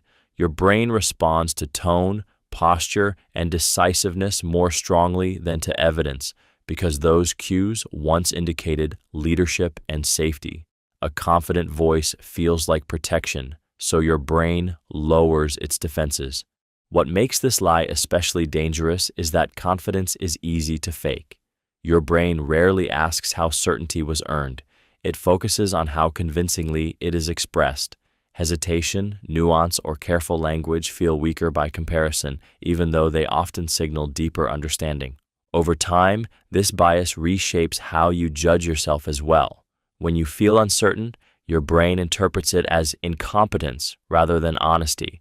You begin to distrust your own careful thinking and overvalue snap judgments that feel bold. Your brain believes it is choosing strength over confusion, but by assuming confidence means certainty, it replaces accuracy with assurance. It rewards conviction instead of correctness, leaving you persuaded by how firmly something is stated rather than how carefully it is understood. Your brain misreads coincidences as signals. Your brain is obsessed with meaning. When two events line up in an unexpected way, it feels intentional, almost personal. Randomness makes your brain uncomfortable, so it searches for patterns that explain why things happen when they do. A coincidence feels too precise, too timed, too emotionally relevant to be dismissed as chance. This instinct comes from pattern recognition, one of your brain's most powerful survival tools. Seeing connections once helped humans predict danger and opportunity. Your brain still uses that same machinery, even when the environment is filled with noise, data, and random overlap. It would rather invent meaning than accept that some things simply happen without a reason. Emotion amplifies this effect. Coincidences that occur during emotionally charged moments feel especially significant. Your brain links the timing to your feelings and treats the overlap as confirmation. It feels like a message, a warning, or a sign pointing you toward a conclusion you were already leaning toward.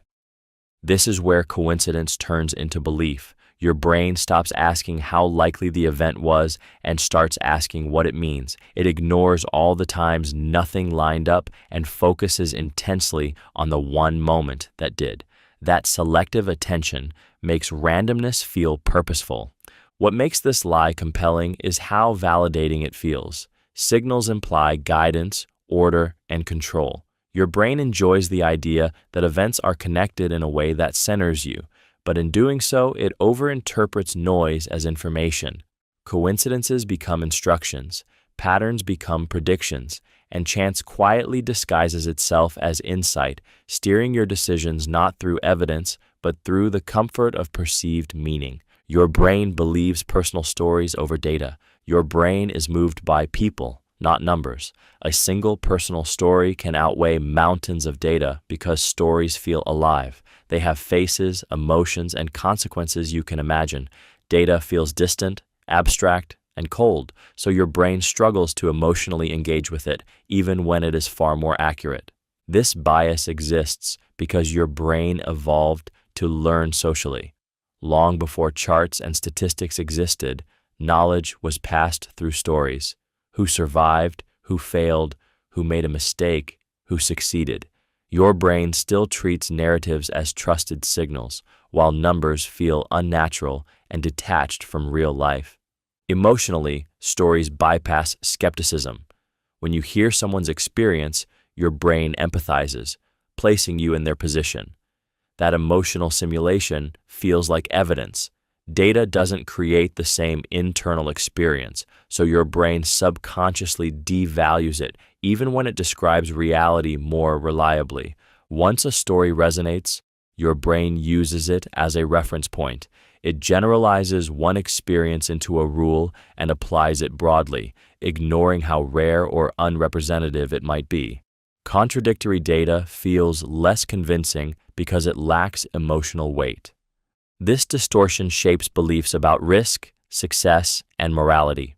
You overestimate dangers because of vivid anecdotes and underestimate probabilities because statistics don't linger in memory. Your brain isn't asking which source is more accurate, it's asking which one feels real. By choosing stories over data, it trades precision for connection, convincing you that what moved you most must also be what's true, even when emotion and reality are telling very different stories. Your brain assumes intentions matter more than outcomes. Your brain is deeply attached to the story behind your actions. When you intend well, it feels morally satisfying, and that satisfaction becomes a shield. If the outcome causes harm, your brain softens the impact by returning to the intention, using it as evidence that you are still a good person. What you meant to do feels more important than what actually happened. This bias exists because intentions are internal and familiar. You feel them clearly. Outcomes, especially negative ones, arrive from the outside and threaten your self-image. Your brain protects identity by prioritizing motive over result, reframing mistakes as misunderstandings rather than consequences. Emotionally, this creates distance from responsibility. Guilt feels unbearable, so your brain redirects attention to effort and meaning. "I didn't mean it" becomes a way to reduce discomfort, even if it doesn't reduce damage. The emotional relief is immediate, which reinforces the habit. Your brain also extends this generosity inward more than outward. When others cause harm, outcomes matter. When you cause harm, context and intent suddenly become crucial. This double standard feels fair because you have access to your own thoughts, struggles, and emotions, while others remain opaque. What makes this lie powerful is how human it feels. Intentions do matter in relationships, but your brain inflates their importance to avoid facing uncomfortable truths. It uses intention as a moral currency, paying down the emotional debt of harm without actually repairing it. By focusing on what you meant instead of what occurred, your brain delays growth. Feedback feels like accusation, and consequences feel unfair. Responsibility becomes negotiable. Your brain believes it is protecting your character, but in doing so, it quietly disconnects you from impact, turning learning into defensiveness and accountability into something to be explained away rather than faced. Your brain believes effort alone guarantees results. Your brain wants the world to be fair. It clings to the idea that hard work must lead to success because that belief makes effort feel safe and meaningful. If trying harder guarantees results, then failure can always be avoided. This illusion is comforting, and your brain protects it fiercely. Emotionally, effort feels virtuous. When you struggle, sacrifice, or push yourself, your brain rewards you with a sense of moral credit. That feeling quietly turns into expectation. You begin to feel that results are owed to you, not because of strategy, timing, or conditions, but because you worked for them. This belief comes from your brain's need for control. Accepting that outcomes depend on chance, environment, or unseen variables is unsettling. So your brain simplifies reality into a direct equation. Effort equals success. When the outcome doesn't match the effort, your brain experiences confusion and frustration, not curiosity. What makes this lie powerful is how identity gets involved. If effort defines your worth, then questioning the guarantee feels like questioning your value.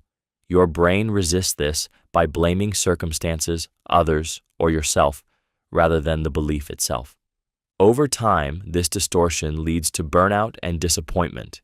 Your brain pushes you to work harder instead of smarter, longer instead of differently. It ignores feedback that suggests adjustment because effort feels like the correct response to everything. Your brain thinks it is motivating you, but by believing effort alone guarantees results, it blinds you to reality.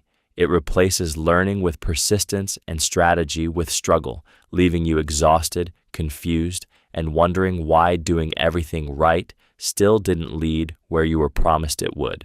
Your brain confuses loudness with correctness. Your brain is drawn to intensity. When an idea is delivered with volume, force, or emotional certainty, it feels powerful. That power creates the illusion of confidence, and your brain mistakes confidence for accuracy. A loud voice, a bold claim, or an aggressive stance signals dominance, and dominance has long been associated with survival and leadership. This bias comes from social hierarchy wiring. Historically, those who spoke forcefully often controlled resources and direction. Your brain learned to associate strength of expression with reliability.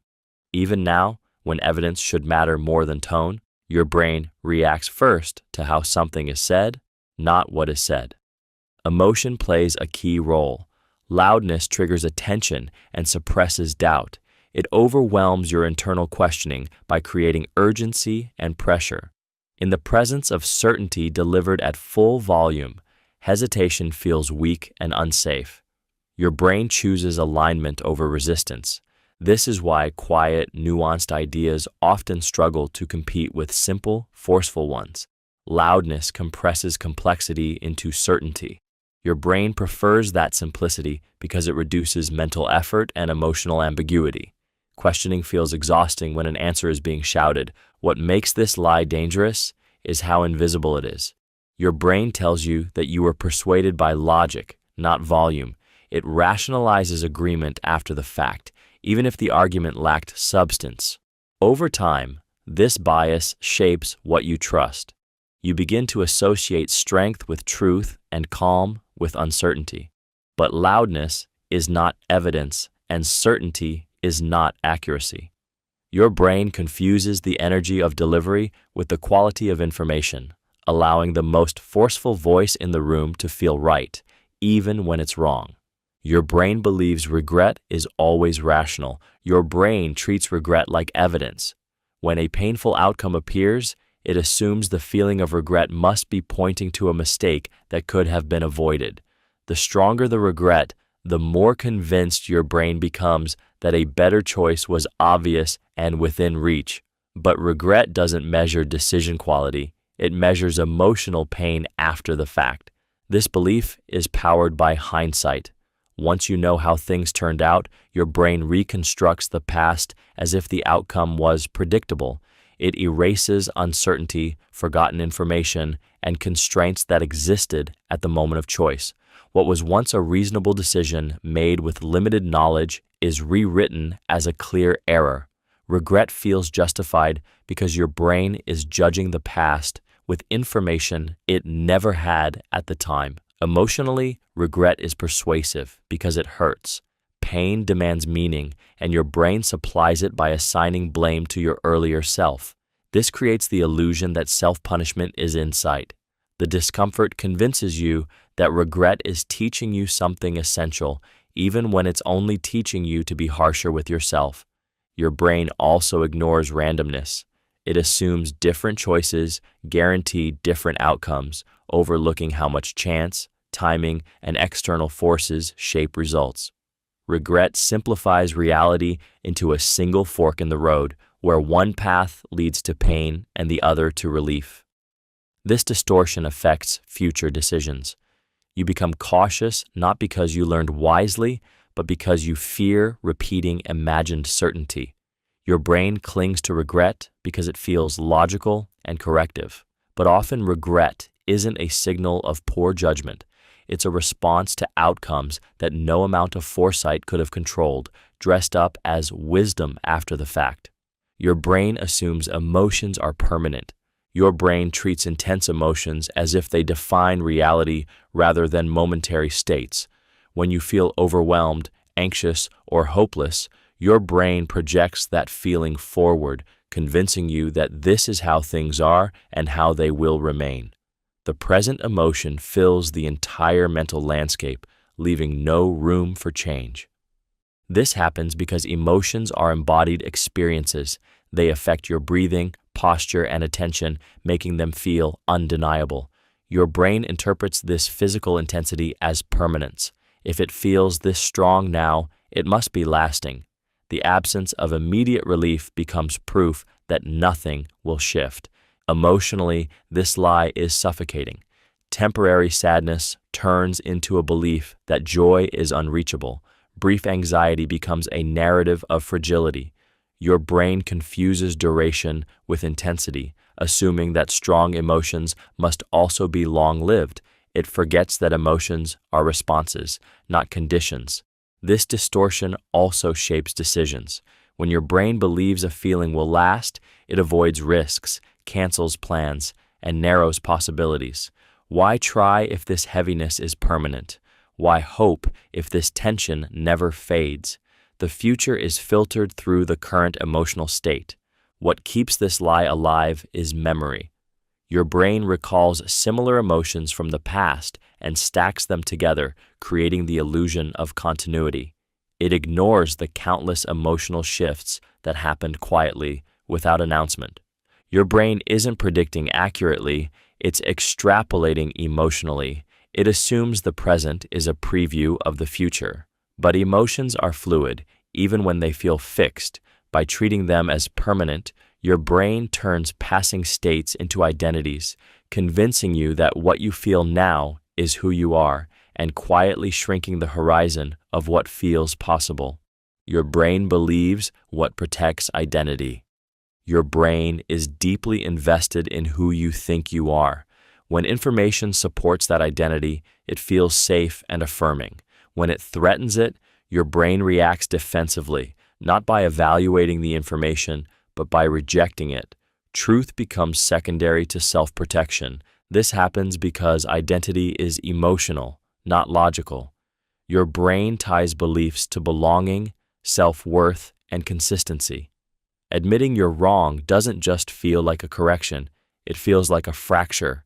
So your brain filters reality, favoring ideas that preserve the story you tell about yourself. Emotion sharpens this bias. Agreement produces comfort and pride, while contradiction triggers discomfort and shame. Your brain treats that discomfort as danger, pushing you to dismiss, rationalize, or attack anything that challenges your identity. The stronger the identity, the stronger the resistance. Over time, beliefs stop being tools for understanding and become armor. Your brain selectively gathers evidence, remembers supportive examples, and forgets contradictions. This creates an internal echo chamber where you feel informed but are actually insulated.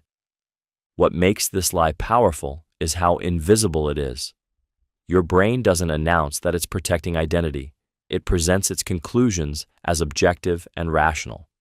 You feel certain, not defensive, even as evidence is quietly ignored. Your brain believes it is preserving stability, but it is often preserving illusion. By believing what protects identity, it trades growth for consistency. It keeps you feeling intact while slowly narrowing your view of reality, convincing you that being right matters more than becoming wiser. Your brain downplays unlikely but severe risks. Your brain is uncomfortable holding two ideas at once, low probability and high impact. When a risk is unlikely, your brain relaxes, even if the consequences would be devastating. It focuses on how rarely the event occurs rather than on what would happen if it did. This creates a false sense of security built on odds, not outcomes. This bias exists because your brain is designed to manage daily survival, not rare catastrophes.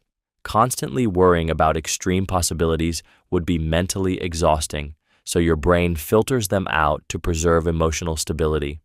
If something doesn't happen often, it stops feeling real. Emotionally, your brain uses distance as a shield. Severe risks that haven't happened to you feel abstract, almost hypothetical. Without personal experience or vivid imagery, your brain struggles to generate fear or urgency. It treats the threat as intellectually interesting but emotionally irrelevant. At the same time, your brain is overly reactive to small, frequent dangers because they feel immediate and tangible. It confuses frequency with importance. Rare but catastrophic outcomes are pushed aside because they don't demand constant attention. What makes this lie dangerous is how reasonable it feels. Your brain tells you that worrying about unlikely events is irrational or paranoid. It frames preparedness as overreaction. But in doing so, it ignores asymmetry, the fact that a single occurrence can outweigh years of calm. By downplaying severe risks, your brain protects your peace in the short term while exposing you in the long term. It prefers comfort over caution, probability over impact, and when the unlikely finally happens, it feels shocking, not because it was unimaginable, but because your brain chose not to imagine it at all. Your brain overestimates the pain of rejection. Your brain treats rejection as a threat far larger than it actually is. The moment rejection becomes possible, your brain simulates the pain in advance, amplifying it until it feels unbearable.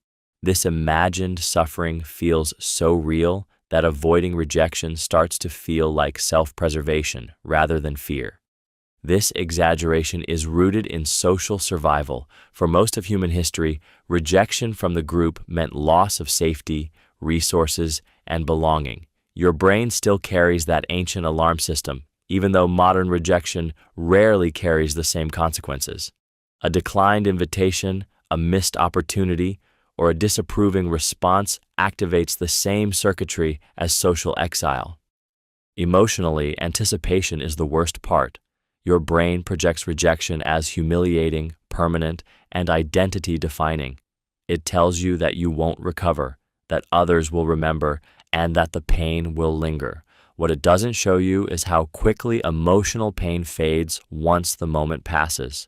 Your brain also underestimates resilience. It forgets how often you've already survived disappointment, embarrassment, and disapproval. Instead of recalling recovery, it fixates on the imagined impact. Fear becomes proof. This distortion quietly shapes behavior. You stay silent, avoid risk, and lower your expectations to protect yourself from pain that is mostly hypothetical. Relief from avoidance reinforces the lie, teaching your brain that not trying is safer than being rejected. What your brain refuses to calculate is the cost of avoidance. Rejection hurts briefly. Regret lingers, but your brain focuses on immediate emotional spikes, not long-term consequences. By inflating the pain of rejection, it convinces you that safety lies in invisibility, even when the real damage comes from never allowing yourself to be seen at all. Your brain believes the present self will not change. Your brain treats who you are right now as a finished version rather than a temporary state. The preferences, habits, fears, and beliefs you currently hold feel stable, almost permanent, so your brain assumes future you will think, feel, and want the same things. Change is acknowledged in theory but discounted emotionally. This happens because imagining transformation requires mental simulation, and your brain resists that effort. The present self is familiar and concrete. Future versions are abstract and uncertain. Your brain anchors identity to what feels real now and treats growth as an exception rather than the default. Emotionally, this creates rigid decisions. You commit as if today's motivations will last forever. You avoid opportunities because they don't fit who you think you are now. Discomfort feels permanent, so quitting feels rational. Your brain confuses temporary resistance with long-term incompatibility. This lie also distorts regret. When you look back, your brain forgets how different you once were. It judges past choices using current values, creating shame or disbelief. How could I ever have wanted that? Feels confusing because your brain erases evidence of change while living it. What strengthens this illusion is emotional consistency. When feelings repeat for a while, your brain labels them as traits. A phase becomes an identity. A mood becomes a personality. The longer something lasts, the more permanent it feels. Your brain isn't predicting accurately, it's freezing the present. It assumes stability because stability feels safe. But people are defined by change, not constancy. By believing the present self will not change, your brain narrows future possibilities, locking you into decisions, fears, and limits that were never meant to last, quietly mistaking who you are now for who you will always be. Your brain assumes explanations are causes. Your brain is satisfied the moment something makes sense. When an explanation sounds coherent, your brain treats it as if the mystery is solved, even when nothing has actually been proven. Understanding feels like control, so your brain confuses having a story with having a cause. This happens because explanations reduce uncertainty. They organize chaos into something orderly and familiar. Your brain relaxes once it can label a reason, mistaking narrative clarity for causal truth. The explanation feels complete, so your brain stops searching. Emotion strengthens this illusion. A good explanation provides relief. It eases anxiety by answering why, even if the answer is superficial or incorrect. Your brain values that emotional closure more than accuracy, especially when the situation is uncomfortable or complex. Over time, explanations become shortcuts. Your brain learns to accept the first reasonable-sounding reason and move on. It ignores deeper variables, hidden factors, and randomness because they complicate the story. Simple explanations feel smarter than uncertain ones, even when they explain very little.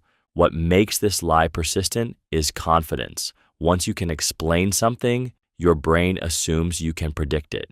That assumption feels empowering. You feel informed, competent, and prepared, even though the explanation may not actually cause or control the outcome. Your brain believes it has done its job by making things make sense. But by assuming explanations are causes, it stops inquiry too early. It replaces investigation with satisfaction, leaving you confident in stories that feel true, sound logical, and offer comfort, while the real causes remain unseen and unexplored. Your brain mistakes mental rehearsal for action. Your brain responds to imagination more strongly than you realize. When you vividly think through a task, a conversation, or a future outcome, your brain activates many of the same neural pathways as if you were actually doing it. That activation creates a sense of progress, and progress feels rewarding. Your brain releases a small dose of satisfaction, quietly marking the task as partially complete. This is where the confusion begins. Because your brain felt effort and relief, it assumes action has already occurred. Visualizing success, planning steps, or replaying scenarios feels productive, even when nothing has changed in the real world. The emotional payoff arrives early, stealing motivation from the action that was supposed to follow. Emotionally, mental rehearsal feels safe. It allows you to experience control, competence, and readiness without risk or exposure. Your brain prefers this internal simulation because it avoids failure, rejection, or discomfort. Thinking replaces doing, and comfort replaces progress. Over time, this creates a dangerous loop. The more you rehearse mentally, the less urgency your brain feels to act. The task becomes familiar in your mind, and familiarity reduces pressure. Your brain confuses clarity with completion. What makes this lie powerful is that it feels responsible. Planning is praised, visualization is encouraged, and preparation sounds wise. Your brain uses those values to justify delay, but rehearsal without execution is a closed circuit. Nothing moves forward, yet your brain feels busy and accomplished. By mistaking thought for action, your brain protects you from discomfort while quietly keeping you stuck. The future feels close because you've imagined it so often, but imagination does not create change. It only creates the illusion that change is already underway. Your brain assumes clarity equals understanding.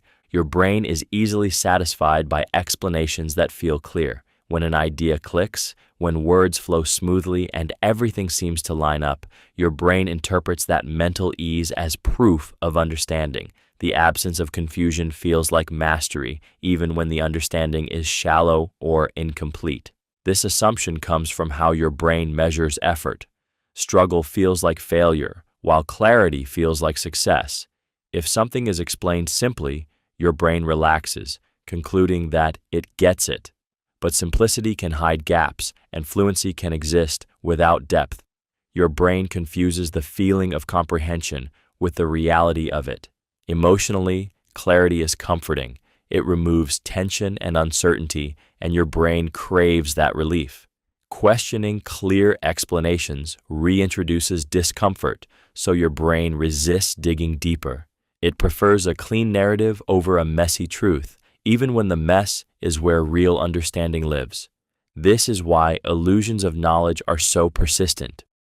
You can follow an explanation, agree with it, and even repeat it without being able to apply it, predict outcomes, or explain it independently.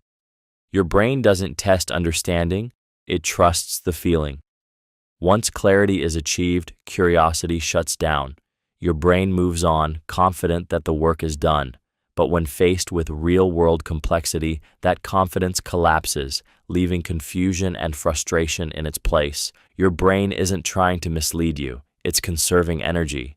Deep understanding is effortful, slow, and uncomfortable. Clarity is fast and soothing. By equating the two, your brain saves effort in the short term, while quietly leaving you unprepared when surface-level understanding is no longer enough. Your brain overweights first impressions. Your brain makes snap judgments because speed feels protective. In the first moments of meeting someone or encountering something new, it gathers limited information and rushes to a conclusion. That initial assessment feels sharp and intuitive, as if your brain has uncovered a hidden truth. What it has really done is lock on to the earliest available cues and treat them as decisive. This happens because first impressions reduce uncertainty quickly. Not knowing who or what you're dealing with creates tension, and your brain is eager to resolve that discomfort. The first interpretation offers emotional relief, so it is rewarded and reinforced. Questioning it later would reopen uncertainty, which your brain prefers to avoid. Emotionally, first impressions become anchors. Everything that follows is filtered through that initial judgment. Positive impressions soften future mistakes, while negative ones magnify them.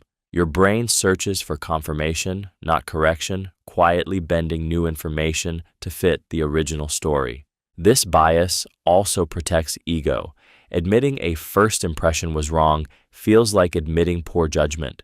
Your brain reframes stubbornness as consistency, clinging to early conclusions to preserve confidence. Over time, the impression feels less like a guess and more like a fact. What makes this lie especially persuasive is how fast and effortless it feels. First impressions arrive without conscious effort, which makes them feel honest and unfiltered. But speed is not accuracy, and immediacy is not insight. Your brain believes it is being efficient by trusting early signals, but it is trading depth for closure. People change, context shift, and understanding evolves. Yet your brain keeps returning to that first snapshot.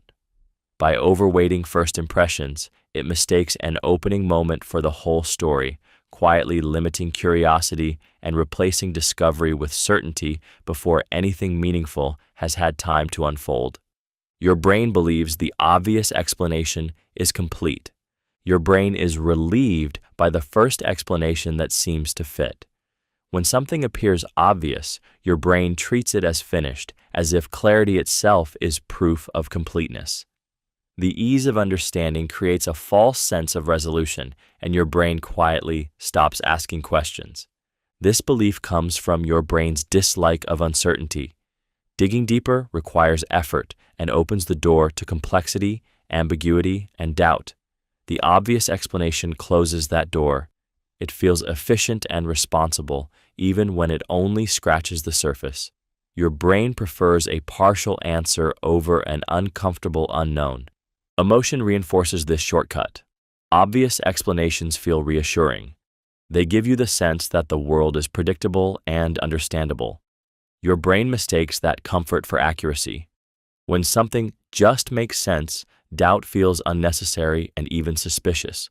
Over time, this habit trains your brain to settle too early. It overlooks hidden factors, long-term influences, and interactions that aren't immediately visible. The obvious explanation becomes a placeholder for truth, defended not because it's complete, but because it's familiar. What makes this lie powerful is how reasonable it sounds. Wanting simple answers feels intelligent, not lazy. Your brain frames further questioning as overthinking rather than curiosity. Your brain believes it is being practical, but by treating the obvious explanation as complete, it trades depth for closure. It stops inquiry at the moment it becomes interesting, leaving you confident in answers that feel satisfying, look neat, and explain just enough to silence curiosity without ever revealing the full reality underneath. Your brain confuses simplicity with accuracy. Your brain craves simplicity because complexity feels heavy. When an explanation is short, clean, and easy to grasp, your brain relaxes. That relief is emotional, not intellectual. Simple answers reduce uncertainty, and uncertainty makes your brain uncomfortable. So when something is easy to understand, your brain quietly labels it as correct. This happens because your brain is constantly conserving energy. Complex explanations demand attention, working memory, and sustained effort. Simple explanations slide in effortlessly, creating a sense of clarity that feels satisfying. Your brain mistakes that clarity for truth. Emotion plays a powerful role here. Simplicity feels reassuring. It makes the world seem orderly and predictable. Complex realities threaten that sense of order, so your brain resists them. It prefers a neat story over a messy one, even if the messy one is more accurate. This is why slogans outcompete nuance, and why confident one-line explanations feel more convincing than careful, conditional ones. Your brain doesn't ask whether the explanation accounts for all variables. It asks whether it feels complete. If the discomfort disappears, it assumes the question has been answered. What makes this lie dangerous is how invisible it is. Your brain tells you that you understand, when in reality, you've only accepted a simplified version of the truth. It confuses reduction with precision and ease with correctness. Over time, this bias shapes belief. Oversimplified ideas harden into certainty, while complex truths are dismissed as overthinking. Your brain avoids depth because depth requires patience and humility. By choosing simplicity, it protects comfort, but it sacrifices accuracy, quietly replacing understanding with something that merely feels clear. Your brain believes more choice leads to happiness. Your brain equates freedom with abundance. When more options are available, it assumes happiness must increase because choice feels like control. The idea of having fewer options triggers discomfort, as if something valuable is being taken away. Your brain tells you that the wider the menu, the better the outcome must be. This belief is rooted in possibility. Each option represents a potential future, and your brain becomes intoxicated by imagining them. But imagining is easier than choosing. Once a decision is required, those possibilities collapse into a single path, and your brain begins to mourn the options left behind. Emotionally, more choice increases pressure. With every additional option, responsibility grows. If the outcome disappoints, your brain has more alternatives to compare against, more what-ifs to replay. Satisfaction erodes not because the choice was bad, but because it wasn't perfect. Your brain frames contentment as settling. Your brain also mistakes deliberation for optimization. Spending more time comparing options feels productive, even when it increases anxiety and doubt. The fear of choosing wrong becomes stronger than the desire to choose well. Decision-making turns into avoidance disguised as analysis. What your brain fails to recognize is adaptation. Happiness depends less on the number of options and more on commitment to the one chosen. Once a path is embraced, satisfaction grows. But your brain keeps scanning for better alternatives, pulling attention away from what you already have. By believing more choice guarantees happiness, your brain creates restlessness. It convinces you that contentment lies just one decision away, while quietly undermining the peace that comes from fully inhabiting the decision you've already made. Your brain mistakes busyness for productivity. Your brain is comforted by movement. When you are busy, responding, switching, checking, and doing, it feels like progress is happening. Activity creates a sense of momentum, and that momentum is emotionally satisfying. Your brain interprets motion as achievement, even when nothing meaningful is actually being completed. This confusion exists because stillness feels risky. Pausing to think, prioritize, or choose direction creates uncertainty, and uncertainty triggers discomfort. Busyness offers an escape. It fills time with tasks that feel urgent, allowing your brain to avoid the harder question of whether those tasks matter. Emotionally, busyness protects self-worth. When you are busy, you feel needed, responsible, and valuable. Your brain uses activity as proof that you are contributing. Rest or focus, on the other hand, can feel lazy or unproductive because they lack visible output, even when they produce better results. This lie also fragments attention. Constant switching gives your brain small hits of completion, each one reinforcing the illusion of progress. But depth is sacrificed. Important work that requires sustained focus feels heavier and is postponed in favor of easier, louder tasks that keep the feeling of busyness alive. What makes this lie dangerous is how socially rewarded it is. Busy people are praised, full schedules are admired. Your brain absorbs this validation and equates exhaustion with effectiveness. The more drained you feel, the more productive you assume you've been. Your brain believes it is keeping you engaged and useful, but it is often keeping you distracted.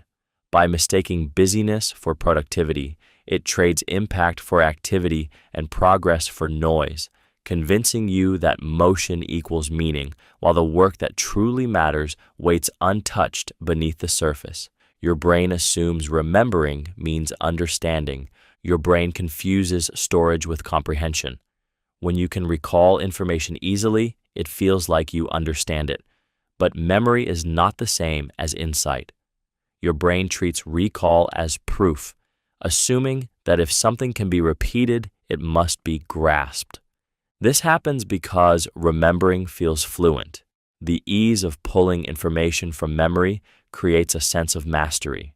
Your brain mistakes that smooth retrieval for deep understanding, even when the knowledge is shallow or disconnected. Being able to say something convincingly feels the same as knowing why it's true. Emotion strengthens this illusion. Remembering provides confidence and reduces anxiety.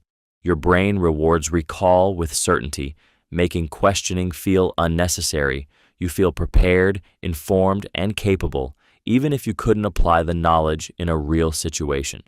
Over time, this bias shapes learning. Your brain focuses on memorizing rather than integrating. It values familiarity over structure and repetition over connection. This is why information can feel clear until you try to explain it, apply it, or challenge it. What makes this lie persistent is how convincing it feels in the moment. As long as the memory is accessible, your brain assumes competence. Gaps only appear under pressure when recall fails to translate into action or explanation. Your brain believes it is building knowledge, but it is often collecting fragments. By assuming remembering means understanding, it settles for surface-level certainty. It replaces depth with recall, leaving you confident in what you can repeat, while the deeper meaning remains unexamined and fragile. Your brain trusts anecdotes over evidence. Your brain is drawn to what feels human. A single personal story carries faces, emotions, and detail, and those elements make it feel real in a way raw evidence does not. When someone shares an anecdote, your brain steps into the scene, imagines the experience, and reacts as if it has learned something meaningful. Charts and studies remain distant, but stories feel close. This preference comes from how your brain evolved to learn. For most of human history, knowledge was transmitted through shared experiences, not aggregated data. Your brain still treats stories as reliable lessons because they once helped people survive. Evidence, by contrast, feels abstract and emotionally flat, requiring effort to interpret. Emotion gives anecdotes their power. When a story triggers fear, hope, or empathy, your brain assigns it extra weight. It mistakes emotional impact for representativeness. One vivid example begins to feel like a general rule, even when it is statistically rare.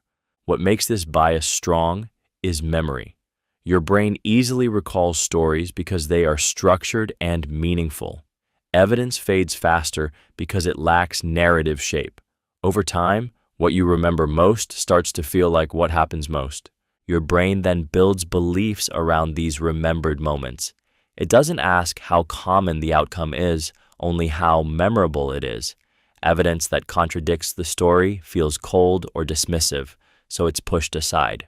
This lie feels natural because it aligns with how your brain understands the world. But in trusting anecdotes over evidence, your brain allows isolated experiences to outweigh reality. It lets emotion stand in for accuracy, shaping decisions and beliefs not by what is true most often, but by what feels most real. Your brain believes moral judgments are objective.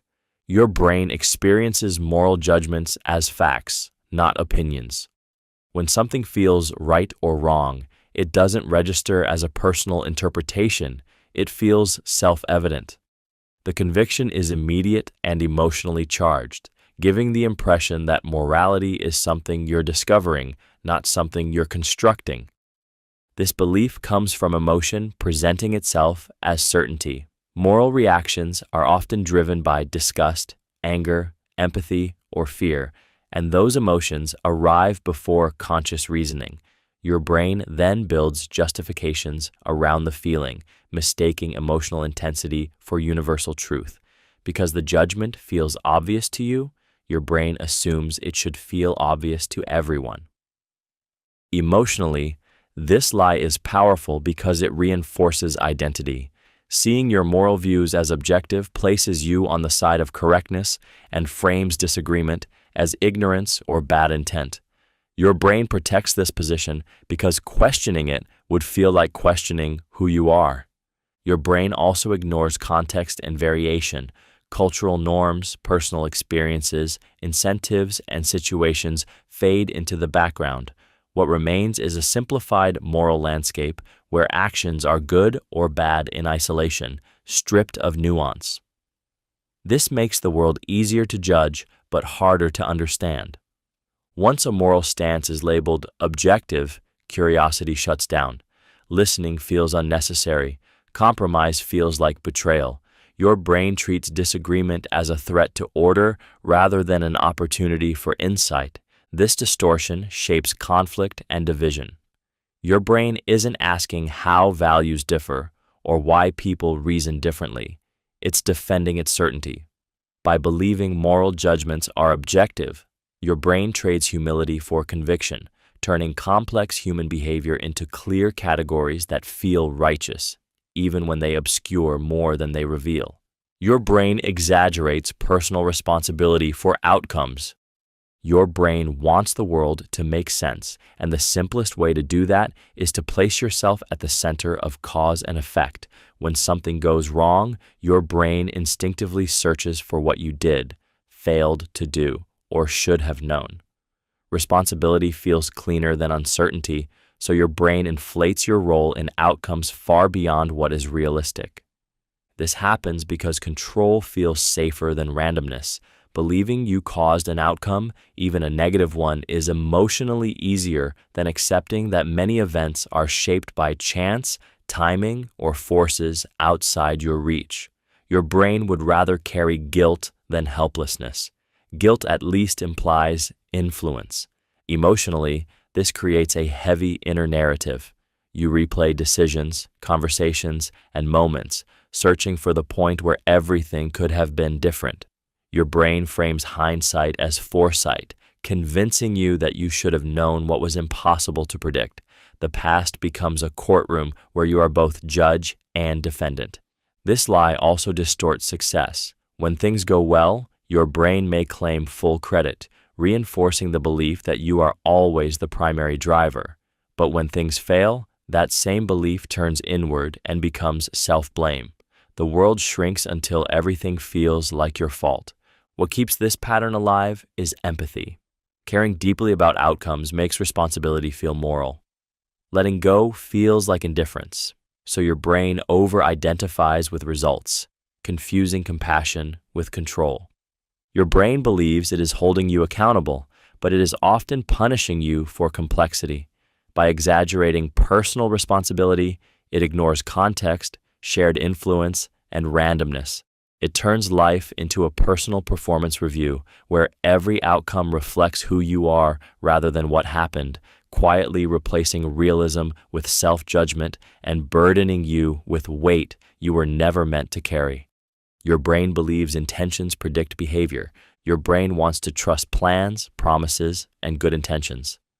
When you or someone else sincerely intends to act a certain way, your brain treats that intention as a reliable forecast of behavior. Wanting feels like doing, so your brain assumes follow-through is inevitable. This belief exists because intentions are visible and comforting. They signal values, identity, and direction. Your brain prefers them because they are easier to assess than patterns of behavior, which require time, attention, and honesty. Intention feels clean and hopeful, while behavior is messy and unpredictable. Emotion strengthens this illusion.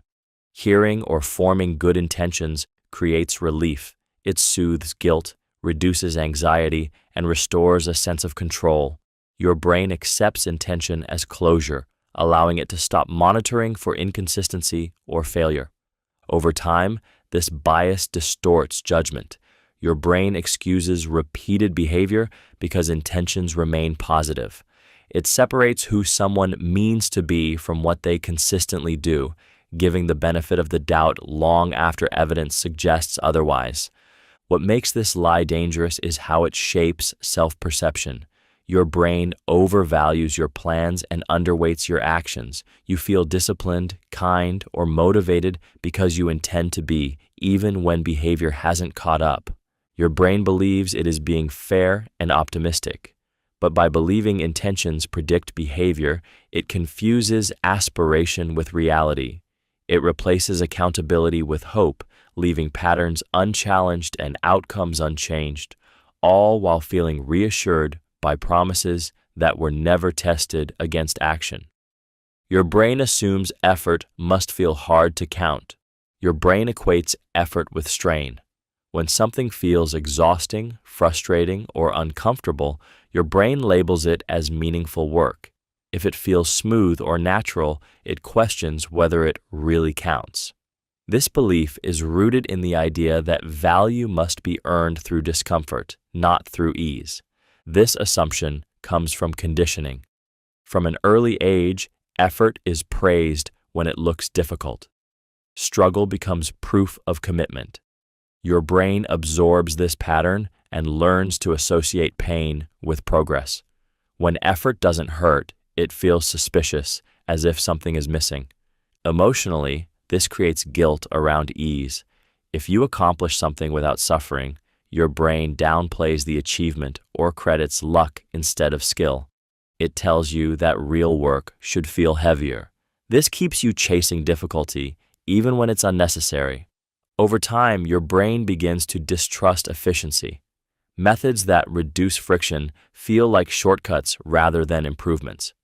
You may overcomplicate tasks or push yourself past what is required just to feel deserving. The discomfort becomes the goal, not the outcome. What makes this lie powerful is how virtuous it sounds. Hard work is celebrated, resilience is admired, and struggle is framed as character building. Your brain uses these values to justify exhaustion and dismiss sustainable progress. But effort is not defined by how much it hurts. Many forms of effective work feel calm, focused, and even enjoyable. By assuming effort must feel hard to count, your brain ignores growth that comes through alignment and skill. It confuses suffering with substance, quietly teaching you to distrust ease even when ease is earned. Your brain confuses prediction with explanation. Your brain feels satisfied once something makes sense. When an outcome is explained in a way that sounds coherent, it relaxes, as if understanding has been achieved. That sense of relief is deceptive. An explanation that feels plausible is not the same as an explanation that could have predicted the outcome beforehand, but your brain treats them as equal. This confusion comes from hindsight. After something happens, your brain connects causes and effects into a smooth narrative. The story feels obvious in retrospect, so your brain assumes the outcome was predictable all along. It forgets how uncertain the situation actually was before the result was known. Emotionally, explanations create comfort. They reduce anxiety by giving chaos a shape. Your brain prefers a neat story over acknowledging randomness or complexity. If something can be explained after the fact, it feels like the world is understandable and controllable, but explanation is cheap. Many different stories can be built to justify the same outcome once it's already known. Your brain doesn't test whether the explanation would have held up in advance. It rewards coherence, not accuracy. This distortion breeds overconfidence. Because past events feel explainable, your brain believes future events should be predictable too. When predictions fail, it blames missing information rather than the limits of foresight. Your brain isn't lying out of malice, it's managing uncertainty. By confusing explanation with prediction, it gives you the illusion of insight while quietly inflating confidence. The story feels satisfying, but satisfaction is not foresight, and understanding after the fact does not mean you truly knew what would happen before it did. Your brain underestimates adaptability. Your brain consistently misjudges your ability to adjust. When faced with change, loss, discomfort, or uncertainty, it predicts collapse rather than adaptation. It imagines future pain as overwhelming and permanent, assuming that whatever disrupts your current balance will break you rather than reshape you. This isn't realism, it's a failure of imagination. This happens because your brain simulates the future using the present emotional state. If something feels threatening now, your brain projects that feeling forward, assuming it will remain just as intense. It forgets that humans are not static systems. We recalibrate, normalize, and rebuild far more quickly than we expect. Emotionally, this lie makes change feel unbearable. You delay difficult decisions because your brain exaggerates how hard it will be to live with the consequences.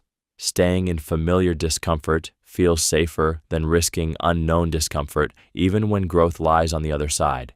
Your brain confuses unfamiliarity with incapacity. What your brain overlooks is evidence. You have adapted before to heartbreak, stress, failure, and loss. Each time, the adjustment happened gradually, quietly, without announcement.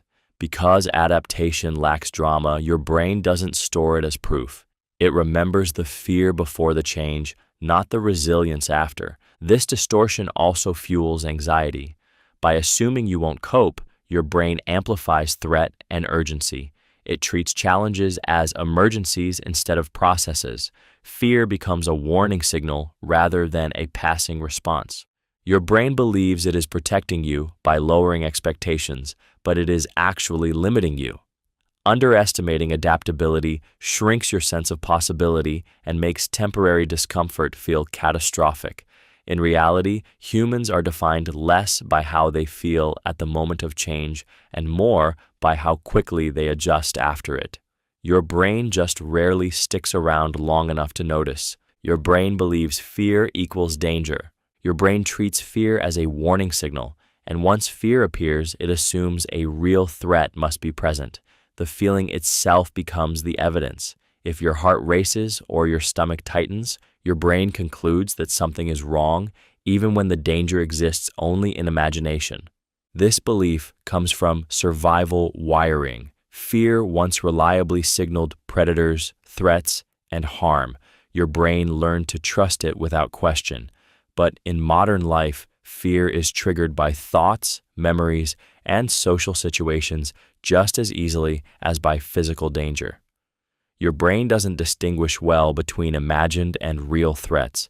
Emotion intensifies this illusion. Fear demands attention and action. It narrows focus and shuts down reflection, making the feeling feel urgent and authoritative.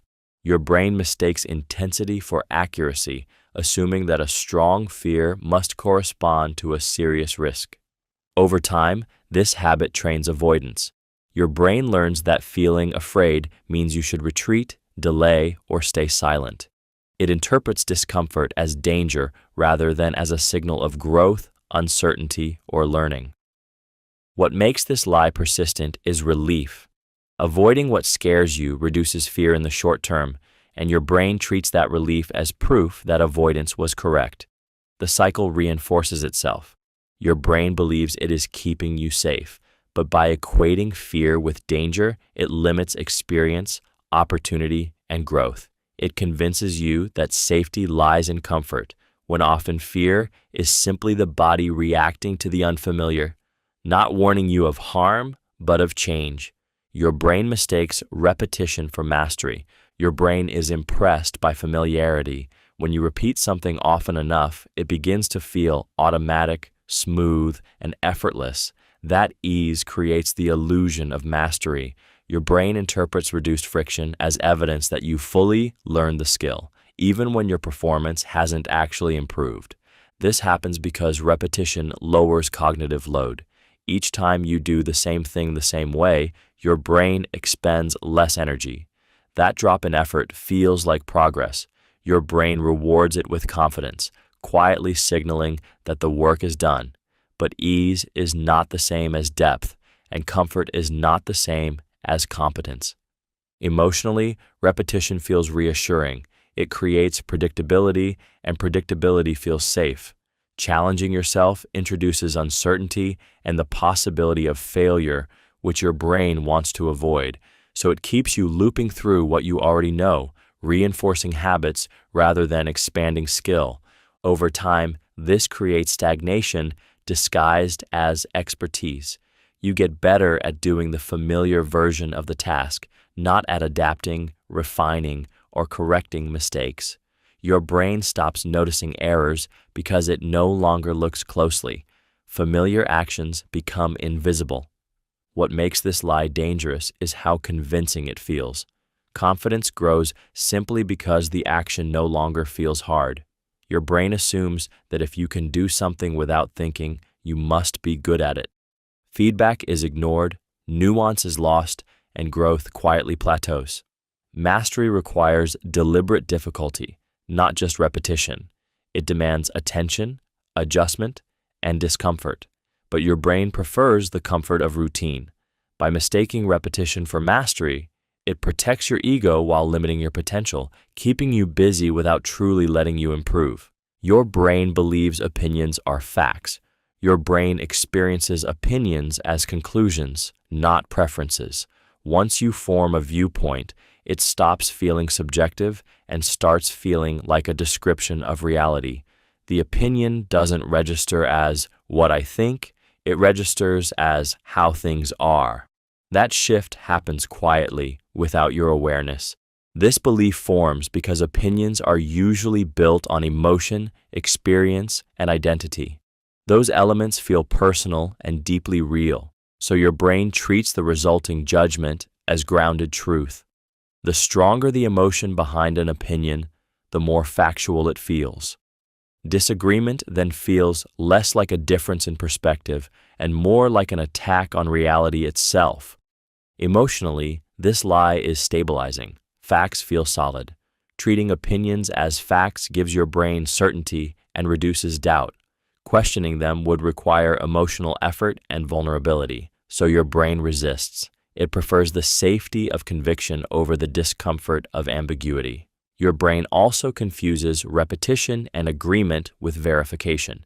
Hearing your opinion echoed by others strengthens the illusion that it's factual.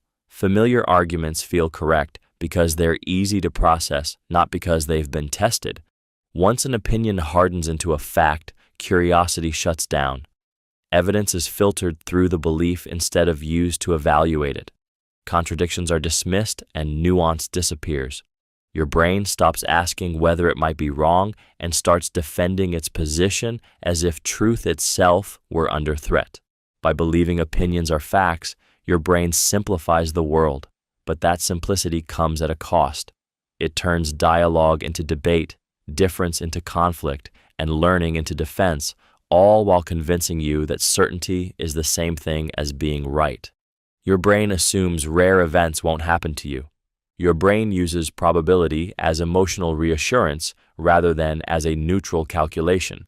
When something is described as rare, your brain quietly translates that into not relevant to me.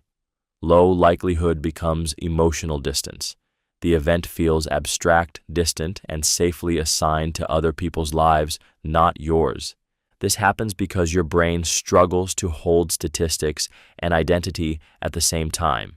Numbers describe populations, but your brain experiences life personally. If something hasn't happened to you or to people close to you, it doesn't feel real. Your brain mistakes lack of experience for lack of risk, confusing unfamiliarity with impossibility. Emotionally, this assumption reduces anxiety. Constantly imagining unlikely dangers would be exhausting, so your brain filters them out to preserve peace of mind.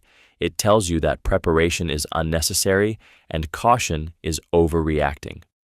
The calm that follows feels like evidence that the assumption is correct. This lie becomes dangerous when it shapes behavior. Warnings are ignored, precautions feel excessive, and early signs are dismissed because the event almost never happens. Your brain frames concern as paranoia and luck as protection. When nothing goes wrong for a while, the belief hardens. What your brain overlooks is how probability actually works. Rare events are rare across many people, not impossible for any one person. Every occurrence still happens to someone who assumed it wouldn't be them, but your brain doesn't imagine being the exception to safety, only the exception to misfortune.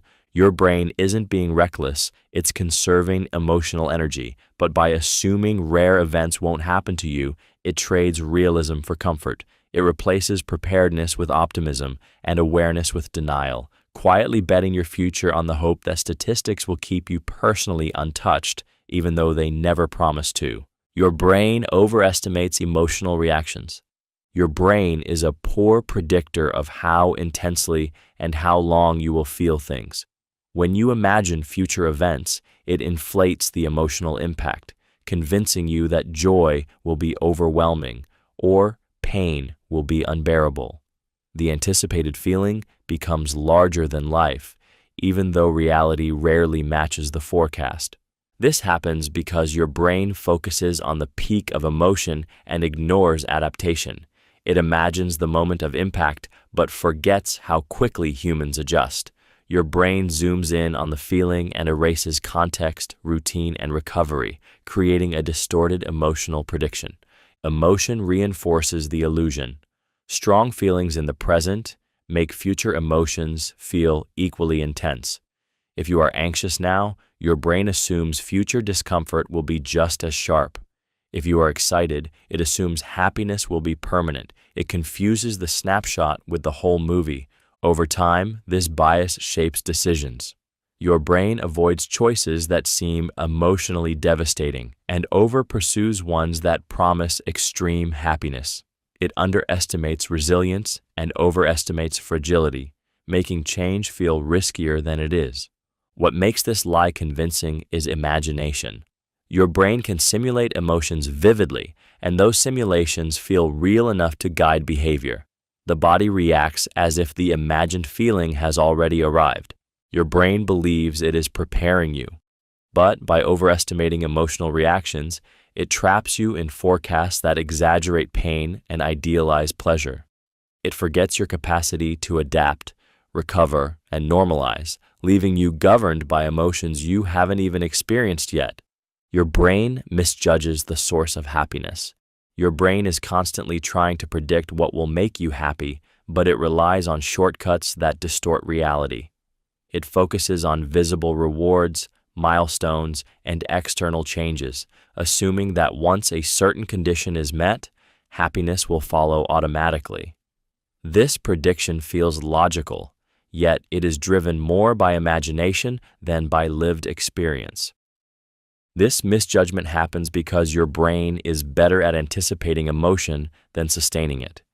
It imagines happiness as a peak, a moment of arrival, and assigns that feeling to outcomes like success, recognition, or possession. The anticipation itself feels energizing, so your brain treats the target as the source of happiness. Emotionally, this creates a cycle of chasing. Once the goal is reached, the emotional high fades faster than expected. Your brain adapts quickly to new conditions and resets its baseline. Instead of questioning the prediction, it assumes the happiness must lie in the next achievement, not in the process or internal state. What makes this lie powerful is comparison. Your brain scans others for cues about what should make you happy and internalizes those signals. It confuses socially rewarded outcomes with personal fulfillment. The mismatch creates quiet dissatisfaction, even when things appear to be going well. Your brain also overlooks invisible sources of happiness because they lack drama, meaning, connection, and alignment grow slowly and don't announce themselves with intensity. They don't trigger anticipation in the same way, so they are undervalued. By misjudging the source of happiness, your brain keeps you oriented toward future relief instead of present experience. It treats happiness as something to acquire rather than something to cultivate, convincing you that fulfillment is always just one condition away, even as it quietly passes through moments you're too busy chasing to notice. Your brain believes attention equals importance. Your brain assumes that whatever captures your attention must matter. The more something pulls at your focus, the more significance your brain assigns to it. Attention feels like a spotlight, and anything illuminated by it begins to feel urgent, meaningful, and worthy of concern, regardless of its actual impact. This belief exists because attention evolved as a survival filter. What demanded focus was often what could help or harm you. Your brain learned to equate salience with value. But in the modern world, attention is constantly hijacked by novelty, emotion, and noise, not by what is most important. Emotionally, this lie is exhausting.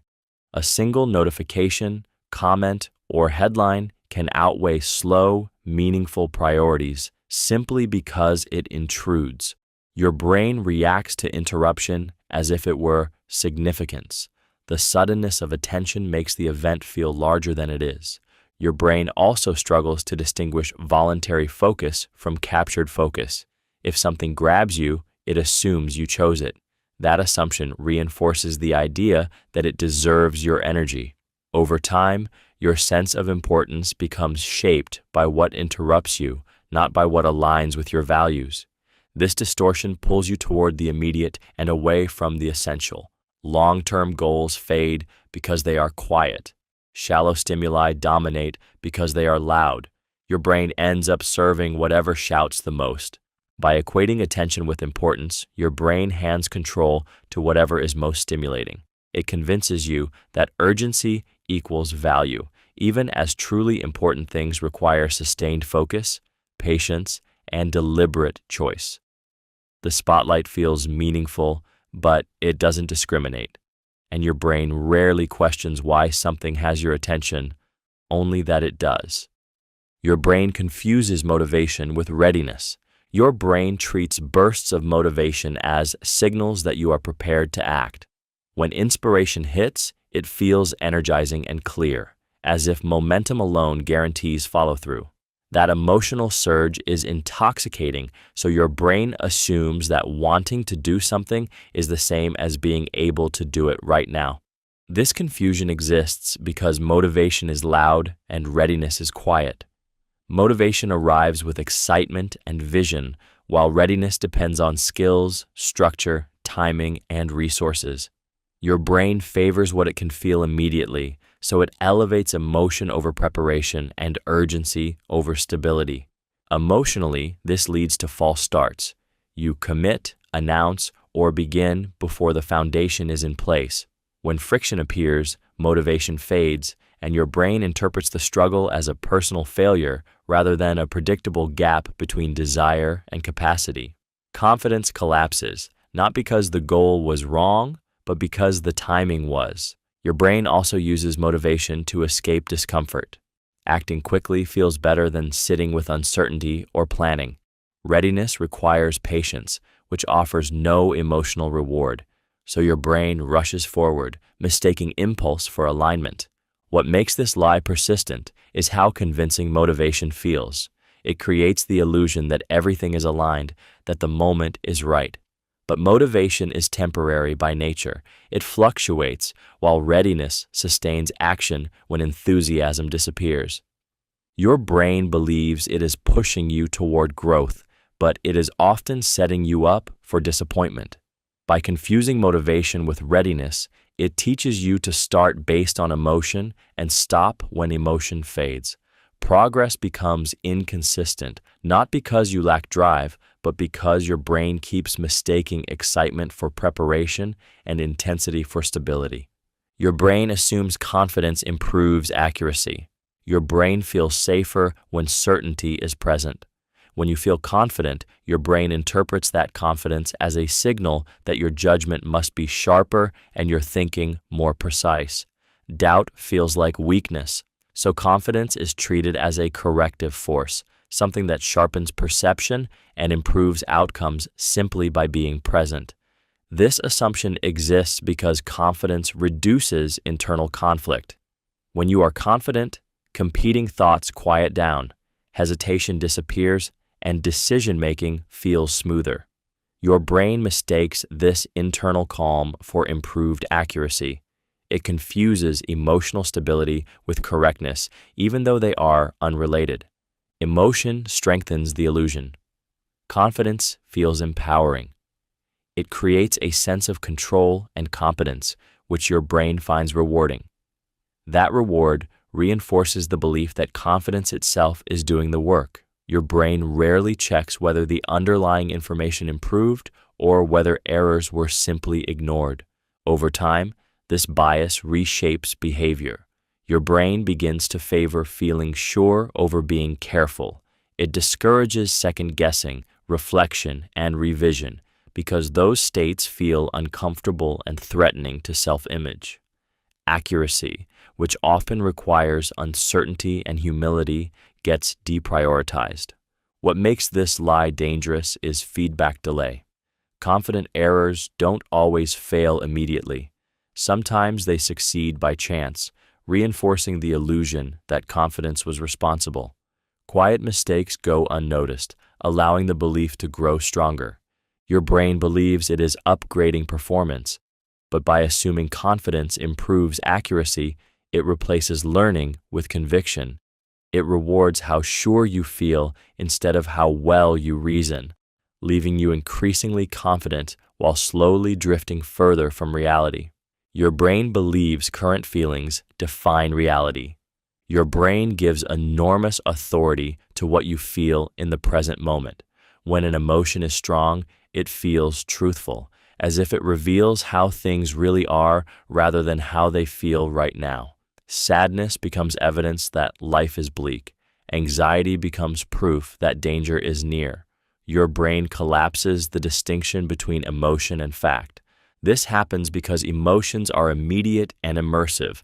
They color perception, memory, and interpretation all at once. Your brain has difficulty holding distance from a feeling while it's active, so it treats the emotion as reliable information.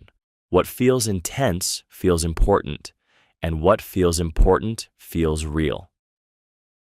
Emotion also narrows perspective. When you're overwhelmed, your brain filters out contradictory memories and alternative explanations. Past moments of calm or confidence become inaccessible.